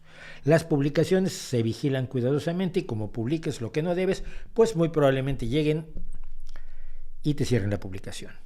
Y el pasado martes el señor Xi, que es como una forma amable de llamar al tirano Xi Jinping, le envió una carta al Museo Nacional de Arte de China por su 60º aniversario, recordándole al personal del museo que se ajuste a la orientación política correcta. Ríete tú del asunto de la corrección política, que ya toca bastante los tambores en nuestra sociedad. El énfasis en el arte del señor Xi es parte de una preocupación por la seguridad nacional en el enfrentamiento creciente que está teniendo con Occidente, en parte por Rusia, en parte por Taiwán y en parte por motivos meramente económicos. De pronto, el mundo occidental descubrió que dependía demasiado de Rusia y de China, de Rusia con el gas, el petróleo, y de China con los microchips. Y este es un escándalo anterior a la guerra. Esto es cuando a todos ustedes a los que los niños les pidieron, quiero una PlayStation 5, o ustedes que quisieron una PlayStation 5 y que les dijeron no hay chips, y por lo tanto eran lo más escaso del mundo en un momento dado, eran las PlayStation 5. Por cierto, me da mucho gusto que los que compraron PlayStation 5 para especular con ellas, ahora se las van a tener que comer porque las pagaron a precios que ahora están al doble de lo que se pueden ya conseguir las PlayStation 5. Pero ese asunto tan aparentemente banal como es el juego de una consola de videojuegos, permitió que muchas personas se dieran cuenta de que la dependencia de China no era sana. Y se están abriendo iniciativas para la fabricación de microchips tanto en Europa como en Estados Unidos. Esto es una preocupación económica para China, por supuesto, porque el futuro económico de China y su programa de la nueva ruta de la seda, que se llama algo de la carretera y la banda, no me acuerdo bien, depende de mantener la dependencia tecnológica de buena parte de Occidente de los productos chinos. Así que, ¿qué se hace cuando te ves bajo ataque por parte de adversarios, aunque sea comerciales, aunque no fuera esto tendiente a una guerra? Pues encerrarte en tu nacionalismo, en tu ideología y controlar a la gente para que no piense cosas que no deba pensar, como ¿y qué tal que estamos haciendo mal con lo que estamos haciendo? Esto a mí me recuerda mucho, por supuesto, la revolución cultural, que finalmente tenía por objeto, o como uno de sus orígenes, la idea de que las personas que se dedicaban a la creatividad, a la inteligencia, incluso a la ciencia en China, pues no estaban siguiendo los lineamientos políticos adecuados, y eso dio como resultado no solo el asesinato de muchísimas personas, la destrucción de la inteligencia, de la intelectualidad china, la ruina de sus universidades, el que sus grandes investigadores científicos, sus grandes escritores, sus grandes cineastas, sus grandes pintores, sus grandes músicos fueran llevados para reeducarlos a trabajar en el campo.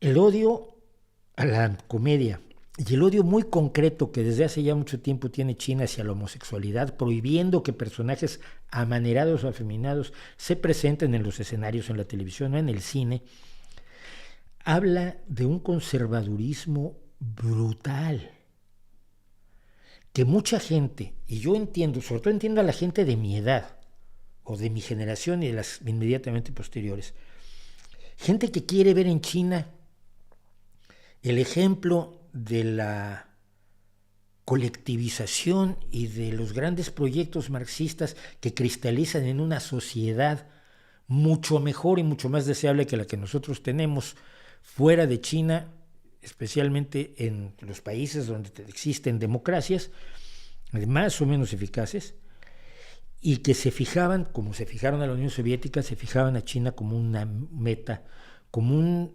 ideal de sociedad. Y hoy, por cierto, hablábamos de la justificación de las dictaduras, te dicen China ha acabado con la pobreza, eso vale algo. Entonces, primero que nada, sí vale algo. Si es cierto, ¿cuáles son tus fuentes? El gobierno chino, no me digas. Qué sorprendido estoy. La persecución de los uigures es un precio a pagar. Mucha gente quiere seguir viendo en estos antiguos países que alguna vez tuvieron alguna relación con el marxismo, porque China ya no tiene ninguno, una esperanza para los países que viven bajo el sistema de la democracia liberal y el capitalismo, que confunden, incluso los estadounidenses lo confunden mucho. Democracia y capitalismo lo ven como lo mismo, y no es lo mismo. Una es una forma de producción y el otro es una forma de organización social. Por eso, afortunadamente, hay democracias socialistas también, y por eso también hay capitalismo autoritario. Mucho. Pero mucha gente se niega a ver el profundo conservadurismo reaccionario, imperialista, despreciativo de las libertades humanas fundamentales que sigue vigente en lugares como Rusia y China, y siguen soñando que quizás de allí pueda venir una sociedad mejor. Y mira, yo soy el primero en querer una sociedad mejor, pero sí te puedo decir que hay que estar demasiado cegado por la ideología como para pensar que por allí es por donde está el futuro. ¿Que nuestras sociedades tienen muchos problemas? Por supuesto que sí. ¿Que la solución es esa? Claramente. Solo hay que pensarlo un poco. Claramente no. ¿Qué más nos contamos a nosotros mismos? Historia. ¿Qué es Antorcha Campesina? No tengo idea. No tengo idea porque asumió más que nada una visión maoísta en una larga época de masas, pero no tiene una ideología determinada, creo yo. La espartaqueada que hacen en la Sierra de Puebla de los de Antorcha es adoctrinamiento, sí, por supuesto. Mira, dices, estoy como representante del embajador chino, sí, seguramente. El maoísmo fue fuerte en México, el Partido del Trabajo tiene orígenes maoístas, y el maoísmo fue fuerte en México porque en México, ya lo he contado yo, la Unión Soviética y Cuba no se metieron a hacer la guerrilla. La Guerra Fría no se llevó a cabo en México porque Rusia, la Unión Soviética, no quería cerrarse la frontera mexicana. Si los espías soviéticos entraban y salían por la frontera mexicana como Juan por su casa, la frontera más porosa del mundo. y el único lugar en el que el tercer y el primer mundo tienen frontera física, por cierto. Entonces, la Unión Soviética no pagó a las guerrillas mexicanas, que fueron generalmente maoístas. Esto me lo ha contado gente que incluso estuvo en la guerrilla, cómo los montoneros argentinos se entrenaban en Cuba con un clima precioso y con una relativa libertad dentro de lo que era la dictadura cubana, y los otros los llevaban a Pyongyang, a Corea del Norte, donde no podían respirar muy fuerte sin que los miraran feo. Fue terrible. Nunca una dictadura de ningún signo acabó siendo buena o justa. ¿Me equivoco? Pues no lo sé. Hay tiranías que en un momento dado fueron benéficas para el pueblo, dependiendo de cómo definas su tiranía. Estoy pensando en gobernantes autárquicos, por ejemplo, de la época clásica romana, pongamos a Augusto, por ejemplo, a César Augusto, pero depende cómo lo definas. O sea que, sin embargo, no creo que ninguna de las dos, ni el que las haya habido ni el que no las haya habido, sea un argumento especialmente fuerte. ¿Harás un video temático del ZLN? No. Y te voy a decir por qué no. Porque el ZLN no sabemos cómo funciona. No hay información clara que salga de allí desde hace muchos años. Fue una esperanza que evidentemente costó las elecciones de 1994. A Cárdenas concretamente. El día siguiente salió Octavio Paz acusando a Cárdenas de haber organizado el ZLN y de todos los intelectuales mexicanos que éramos culpables del levantamiento. Pero lo que ha hecho el ZLN es enquistarse en una situación en la que no van ni para atrás ni para adelante. Sí se han liberado de los finqueros, sí se han liberado de la corrupción del PRI, pero ¿dónde están sus avances? ¿Dónde están sus ingenieros? ¿Dónde están sus médicos? ¿Dónde están sus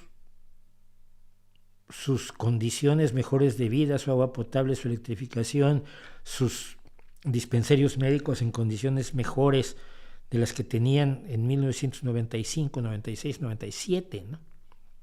Creo que no hay nada de eso. Creo que se han enquistado en un pasado que no es la receta para el futuro. No lo sé, igual estoy equivocado, pero no tengo información desde hace mucho, por lo menos. ¿Has realizado alguna referencia sobre Tina Turner? No, aquí no. En Twitter sí. Tina Turner es una maravilla, era una voz extraordinaria, decía yo. Y esto quizás sea medianamente relevante. Tina Turner es de las pocas personas que podían cantar con Mick Jagger y no verse arrollada por la personalidad de Mick Jagger en escena. Mick Jagger es el dueño del escenario.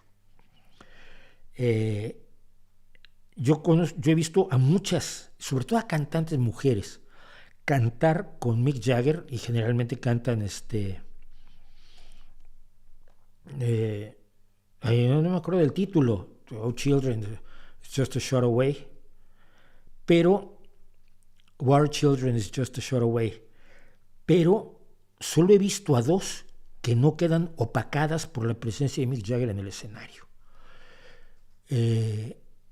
Florence Welch, de Florence and the Machine, que es una mujer además de 1,90 de estatura, pelirroja, impresionante, que es una diosa del escenario, canta maravillosamente, y Tina Turner. Todas las demás son como la corista que se sale a cantar un rato con el primera voz, pues porque le da permiso, ¿no? Pero Tina Turner cantando It's Only Rock and Roll con Mick Jagger, de verdad te demostraba la capacidad que tenía esa mujer de controlar y dominar un escenario. Y el dominio del escenario es lo que te da la capacidad de comunicar con el público. Es decir, que cada persona que está allí crea que está cantando para ella. Eso es todo. Se dice fácil y es lo más difícil de hacer. Fíjate que cuando yo vi por única vez a R.E.M. aquí en Gijón, en los primeros años que vine yo por aquí, precisamente fue cuando ellos agradecieron muchísimo el matrimonio igualitario en España que había consagrado Zapatero, porque claro, no sabíamos que era bisexual el cantante, ¿no? Pero al cantante, a Michael Stipe, cuando yo lo vi en el escenario flipaba, porque no me daba cuenta yo de lo de lo extraordinariamente potente que era ocupando el escenario con su sola presencia, ¿no? Yo pensé que era un tipo que cantaba más tranquilito y no, un tipo que verdaderamente ocupaba el escenario. Tina Turner era eso, la presencia escénica de Tina Turner, que también se vio en el cine. Ella es la que salva la peor entrega de Mad Max. La presencia personal de Tina Turner es enorme y está sustentada por una voz y una capacidad interpretativa inolvidables, ¿no? Y tiene canciones que son solo de ella. Proud Mary la cantó medio mundo, la había rescatado Creedence Clearwater Revival, si mal no recuerdo, y sin embargo Proud Mary es canción de ella. What's Love Got to Do With It es una canción de ella. Creo que sí, pues una pérdida enorme, tenía 83 años, pero tiene un legado extraordinario, es un legado que creo que debe de seguir. Muchas gracias, Tina. Y precisamente su dueto con Mick Jagger es el que yo puse en Twitter cuando me enteré ayer de su muerte.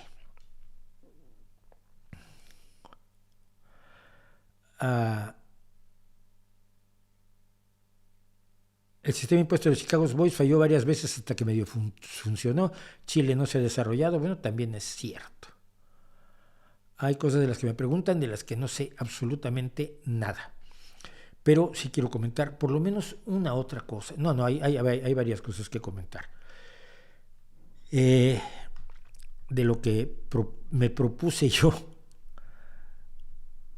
porque me da una risa especial al paso de los años. No sé si ustedes saben de la existencia de un libro que se llama Para leer al Pato Donald. Primero que nada, una composición del lugar. Yo me crío en los años 60 y 70 sobre todo. A ver, me toca con 13 años el movimiento del 68 en México, que es mi despertar a la existencia de la realidad política y social. Y participo mínimamente, un chaval de secundaria allí con una brigada que habían hecho los de la escuela del Colegio Madrid, que eran también como mi escuela organizada por profesores que eran refugiados de la República Española. Y a partir de allí, bueno, tengo un desarrollo político, por supuesto, nunca convencido por el marxismo, pero nunca con muchas opciones fuera del marxismo, porque la socialdemocracia no tenía nada de cartel en México en aquel momento. Bueno, como me dice Antonio Samperio, ¿por qué no hay una opción socialdemócrata real en México? Pues no lo sé. Será porque el dominio, que hasta hace muy poco y que en cierta medida mantiene la visión marxista, impide el planteamiento de otras opciones, aunque todo el proyecto de Cárdenas, cuando tú oías los proyectos que tenía Cárdenas para sus campañas electorales, eran proyectos muy desarrollados, muy finamente analizados, eran proyectos claramente socialdemócratas.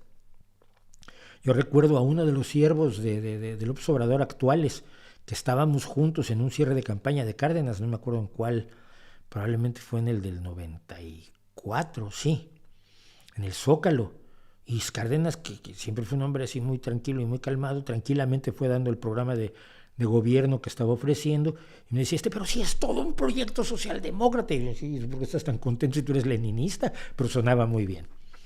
Entonces, por eso no había una opción socialdemócrata. Entonces, yo me crío en ese ambiente absolutamente de izquierda y de leer los conceptos fundamentales, los conceptos elementales del materialismo histórico, un libro de Marta Harnecker, una teórica marxista argentina, y me encuentro este libro que ni yo, con todas mis ganas de militar, me podía creer. Se llama Para leer al Pato Donald y está escrito por Ariel Dorfman, que fue un escritor y activista de los derechos humanos, que estuvo en el gobierno de la Unidad Popular con Allende, ya que hablábamos de Allende, y que actualmente pues, es profesor de estudios latinoamericanos en la Universidad Estadounidense, porque en las universidades estadounidenses es donde se está mejor, y es investigador en varias casas de estudios de los Estados Unidos. Armand Matelart, por otra parte, fue un renombrado sociólogo belga. ¿Qué quiere decir que sea un sociólogo? Que hizo estudios de sociología, matemáticos, analizando la realidad. No. Sociólogo era aquel que estudiaba filosofía para hacer filosofía sobre la sociedad y decir que era sociólogo. cuando en realidad no estaba estudiando la sociedad, porque estaba observando la sociedad y especulando sobre ella, como hace cualquier filósofo. La sociología real lleva a cabo ahora, por lo menos, procedimientos de carácter matemático, estudios de población, estudios de opinión, elementos mucho más sólidos para establecer sus hipótesis y luego someterlas a comprobación.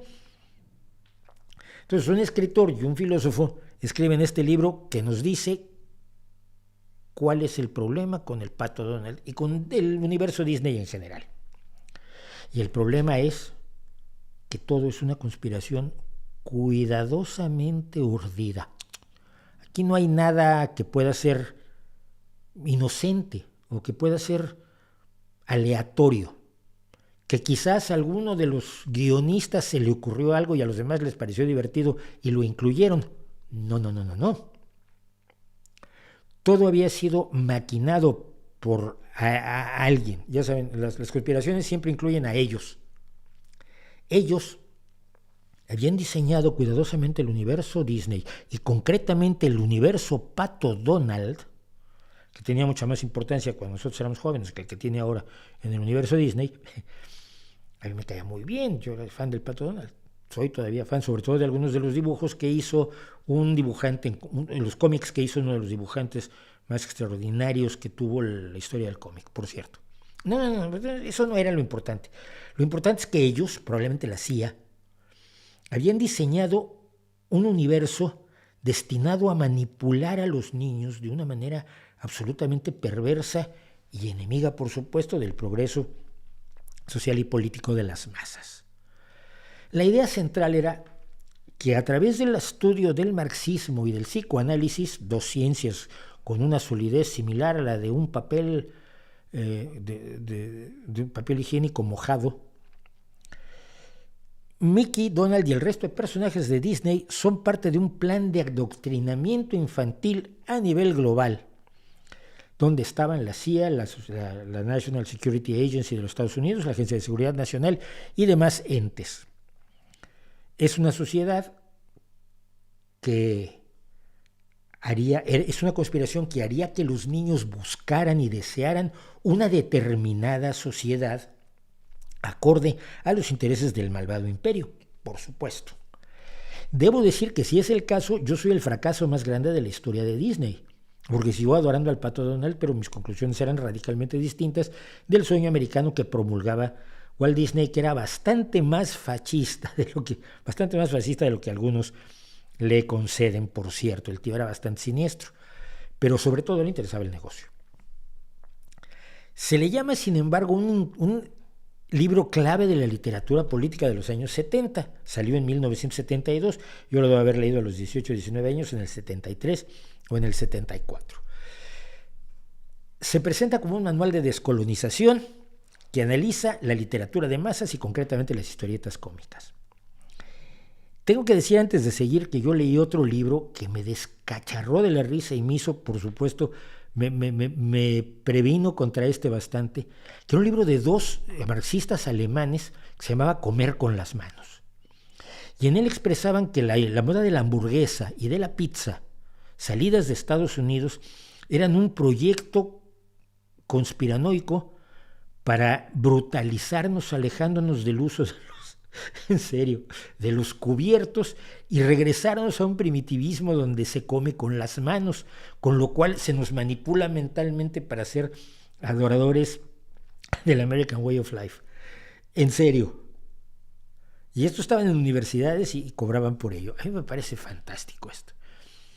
Entonces, este esquema que mantiene y difunde la ideología del imperio tenía que ser desmontado por este par de genios. Ariel Dorfman por ahí anda todavía y creo que ha dicho que no quiere saber nada de este librito que escribió hace 50 añitos. 50, sí.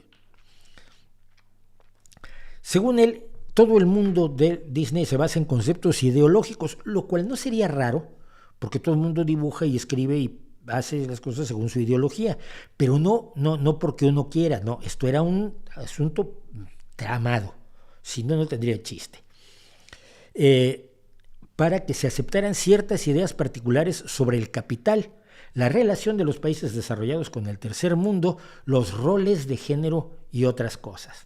Es decir, que Disney era un ente eminentemente reaccionario, sí que probablemente lo era, pero que no se tiene nada que ver con el Disney al que hoy acusan de ser el ente más revolucionario del mundo, donde pone actores negros simplemente por inclusión forzada, porque son unos malvados progresistas. Ves a la gente y dices, Disney progresista. Sí, ellos están al frente de la revolución woke. Dices tú, no, tú estás muy mal. Ellos lo que quieren es ganar dinero, chico. Y si lo ganan así, lo van a ganar así. Pero bueno, el ejemplo máximo de este asunto era la falta de descendencia de los personajes. El hecho de que todos fueran sobrinos, tíos, primos, pero no hubiera relaciones de padre-hijo en ninguno de los personajes que había, por lo menos explícitamente. Obviamente, pues, si estos son tus sobrinos, son hijos de tu hermana o de tu hermano. Pero como no era explícito, esto era un proyecto, no me lo van a creer, para destruir la familia. O sea, los conservadores querían destruir la familia. ¿Cómo? No son los conservadores los que dicen que los progresistas queremos destruir la familia, y tampoco. Yo estoy muy feliz con la mía. Bueno, esto decían, esta realidad no parental crea niveles horizontales en la sociedad, donde no hay un orden jerárquico excepto el dado por la cantidad de dinero que tiene cada uno y donde no hay solidaridad entre los del mismo nivel. No, sí hay, hombre, pues la complicidad de los tres sobrinos de Donald es brutal, que aquí tienen otros nombres, por cierto, para mí siempre serán Hugo, Paco y Luis, pero aquí en España tienen otros nombres, se tradujo distinto. Es el reino de la sobreinterpretación psicoanalítica y marxista, ahí donde se juntan, como en el caso de Lacan, por ejemplo, son feroces, donde mal visto todo lo puedes ver así y puedes escribir un libro entero sobre lo que sea. Si lo sobreinterpretas, lo exageras y sobre todo eliges ciertas cositas en particular que pueden tener especialmente despreciables, como puede ser aquí el tío Gilito, en México Rico MacPato, en Estados Unidos Scrooge McDuck, el tío rico, el tío de los dineros que nada en dinero, y los malvados perritos que siempre lo quieren robar y son tontos del bote y nunca lo consiguen robar, los chicos malos. Sí, obviamente eso es una exaltación del capitalismo, pues la puede hacer cualquier capitalista que tenga una posibilidad de hacer un guión, pero que sea algo que manipule las mentes de otros y sacarle punta. A mí me parece que es uno de los grandes defectos que tiene tanto el psicoanálisis como el marxismo, y que en este caso llevó a niveles verdaderamente delirantes como este y como comer con las manos. Sobre todo por esto, porque la cultura popular, como todas las culturas, evoluciona, no está bajo el control de una élite, por más que alguna élite quiera. La única forma de controlarlo es como la controlan en Corea del Norte, como se controló en la Alemania nazi o como se controla en China. Y es vigilando a cada individuo de manera aterradora. O en el Chile de Pinochet, cuidado. En el Chile de Pinochet también la vigilancia del ciudadano y la delación del vecino era un elemento importantísimo. Y si la cultura evoluciona, pues aquí tenemos completo el árbol genealógico del Pato Donald, sus papás, su hermana, con quien se casó su hermana, que no se sabe muy bien, que de ahí salen los tres sobrinitos, y luego de quién era, cómo era hermano de la mamá del Pato Donald, el tío rico, y todo, hasta aquel primer de explorador del Yukón, del cual yo recuerdo los cómics, el que está hasta abajo a la izquierda. Y el escocés, por supuesto, el escocés avaro y desagradable, que es el que está hasta la derecha con su cara de mala hostia y su gorrito escocés de caricatura, porque claro, se burlaban de los países inferiores, pero también se burlaban de los escoceses, de los franceses, de los alemanes y de los cowboys, porque se burlaban de todo, porque era, aunque tuviera una carga ideológica inevitable por sus autores y productores, no era la conspiración que se habían planteado. Como esta conspiración, amiguitos, como esta conspiración, todas las que se pueden encontrar ustedes. Si le sacas punta lo suficiente a algo, tendrás una explicación sencilla para algo muy complejo en el que intervienen muchos elementos distintos y te sentirás muy tranquilo y no tendrás idea de cómo funciona la realidad.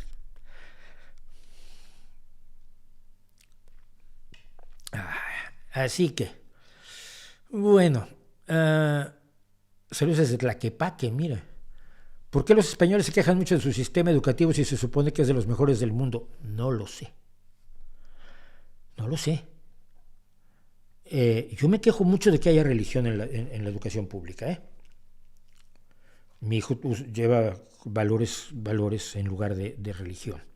Pero sus compañeritos estudian religión, los que quieren sus padres que estudien religión. Es una idea mal entendida del derecho de los padres a que los hijos sean educados como ellos quieren. Sí, tienes derecho a educarlos como tú quieres, pero en tu casa. La escuela no está para eso. Mira, tengo 2 hijos que han pasado por la escuela pública española. Una hija que ha pasado por 2 universidades públicas españolas, en Madrid y en Salamanca. Decir Salamanca es decir mucha universidad, ¿no? No tengo más que cosas buenas que decir de la educación en España. De hecho, el instituto, que es la secundaria donde estudia mi hijo actualmente, es impresionante. Es mejor que las mejores escuelas privadas que yo conocí en México. La dedicación de los profesores, los programas extraescolares, las excursiones, tanto de ocio como culturales, la visión general de integración de las distintas materias, de las distintas asignaturas, la visión pedagógica, todo está allí, todo lo que uno puede querer para un hijo, ¿no? Y no necesita pagar una educación privada.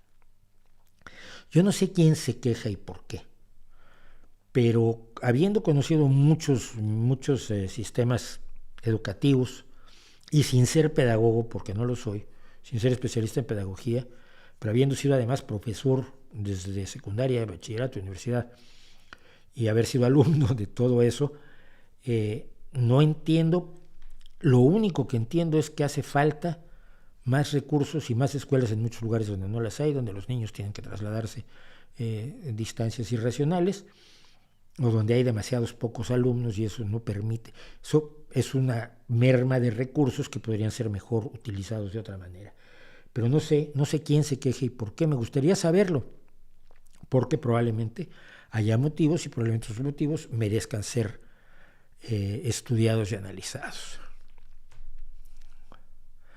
Los que quieren destruir las instituciones por no ser perfectas, me dice Ricardo Telles, son un poco como en el barco, hay ratones, vamos a hundirlo. Sí.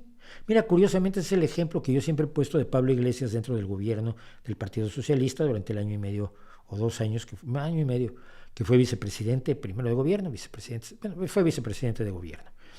O sea, habíamos tenido que meter al barco para poder gobernar los socialistas, habíamos tenido que meter al barco a un loco con un hacha, que cada vez que te descuidas se va a la parte de abajo del barco a tratar de hundirlo. Y tienes que entrar y sacarlo y decirle, no hagas eso.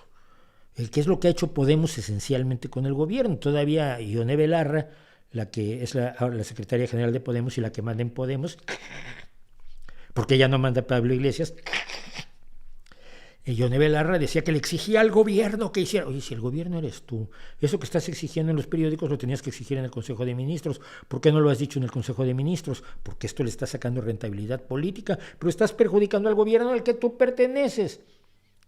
El loco con el hacha al fondo del barco.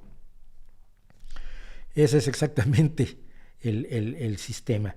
¿Por qué? Porque Podemos es mucho de destruir aquellas cosas que cree que no funcionan, que probablemente no funcionan o podrían funcionar mucho mejor, pero que para que funcionen mucho mejor se requiere un esfuerzo, un conocimiento, una aplicación de cuestiones técnicas que ya conocemos o que se pueden desarrollar, que están muy lejos de la concepción del mundo que se deriva del estudio de ciencias políticas y sociales en la Universidad Complutense de Madrid.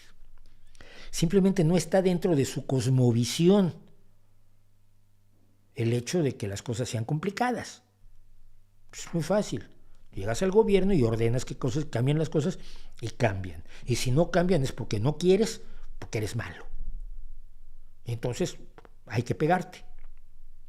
Porque lo de entender por qué los gobiernos hacen ciertas cosas, y no que los gobiernos hagan todo bien, pero entender cómo hacen las cosas para poderlos criticar también sería un elemento útil, que está muy lejos de su cosmovisión. ¿Usted cree lo que se dice del presidente del gobierno de El Salvador, que existe una dictadura? No creo mitos ni uno. Carrie Fisher, gracias. la actriz de la princesa Leia. Fíjate, ya estamos de regreso al principio. Si los escritores no están conformes, que renuncien. El empleo se ordena por la oferta y la demanda. No te gusta, renuncia. Te sirve, te quedas. Eres bueno, te van a pagar lo que vales. Y una mierda, tío. Digo, perdón, pero no. Si te atienes a Adam Smith, que tú debes ser, por supuesto, porque suenas a un liberal de presencia, capacidad de repetir la homilía con una precisión matemática. Si te acuerdas de lo que decía Adam Smith, es que el empresario tiene que pagarle lo menos posible al trabajador y lo menos posible a sus proveedores. Y esto se traduce también en que debe hacer lo menos posible por su medio ambiente y preocuparse lo menos posible por el daño que le haga a las comunidades en las cuales tiene implantados sus fábricas o empresas de cualquier tipo que tengan. Eso lo dijo Adam Smith, que es el inicio de todos ustedes. Mira, si los escritores no están conformes, que renuncien. ¿Sabes lo que pasaría? Primero que nada, estás condenando a quienes sufren una injusticia a no poderla resolver. No, esto es injusto. Si no te gusta, vete. Oye, ¿no sería mejor que fuera justo? Hagamos algo justo. Dialoguemos. No tengo nada que dialogar. Bueno, precisamente por eso existen los sindicatos, Pablo Kers. Los sindicatos existen para que el trabajador individual, que es enormemente débil frente a una gran empresa, la NBC, por ejemplo,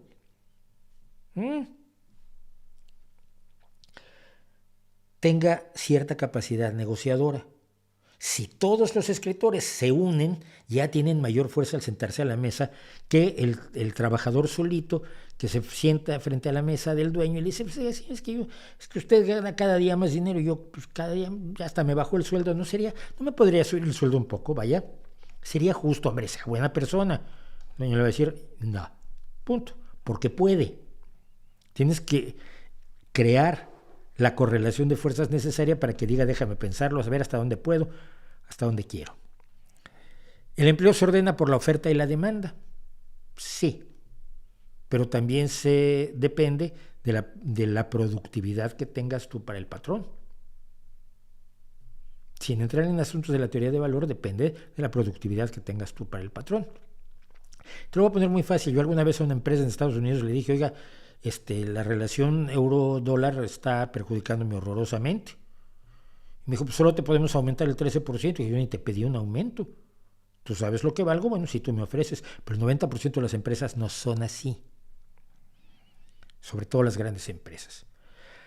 Y no te van a pagar lo que vales. Te van a pagar lo menos que puedan siempre. Siempre. Si no habrían sido necesarias los movimientos obreros y los movimientos de trabajadores desde los inicios de la Revolución Industrial, que fueron niveles de explotación que creo que si los defiendes te sales un poco de la concepción de lo humano que tenemos. Tener niños perdiendo dedos en las grandes textileras sin que te importara y sin que tuvieras tu responsabilidad alguna por las condiciones de trabajo infectas en las que tenías a niños de 9 años, te parecerá muy liberal, pero es muy inhumano. El otro es Seth Meyers. Sí, Seth Meyers es el otro que es de los 4 grandes de la televisión nocturna estadounidense con la que yo estoy enganchado. Tener sindicatos parte de la oferta y la demanda. Si no les gusta que estén en el sindicato, pues que escriban ellos mismos. No, más fácil. Si tú no quieres que estén en el sindicato, ofréceles mejores condiciones y entonces ya no tienen que hacer un sindicato.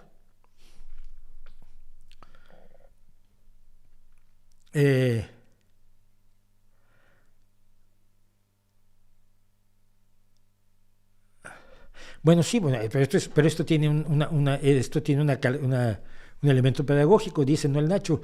En las protestas de guionistas anteriores, los creadores de South Park apoyaron la huelga a la vez que seguían escribiendo para la serie, demostrando a Hollywood la importancia de los escritores. Pues sí. Dice Motard Rem, soy mujer y la falda me parece un castigo. Sí, hombre, no se puede hacer el cabra con eso puesto. Claro que no.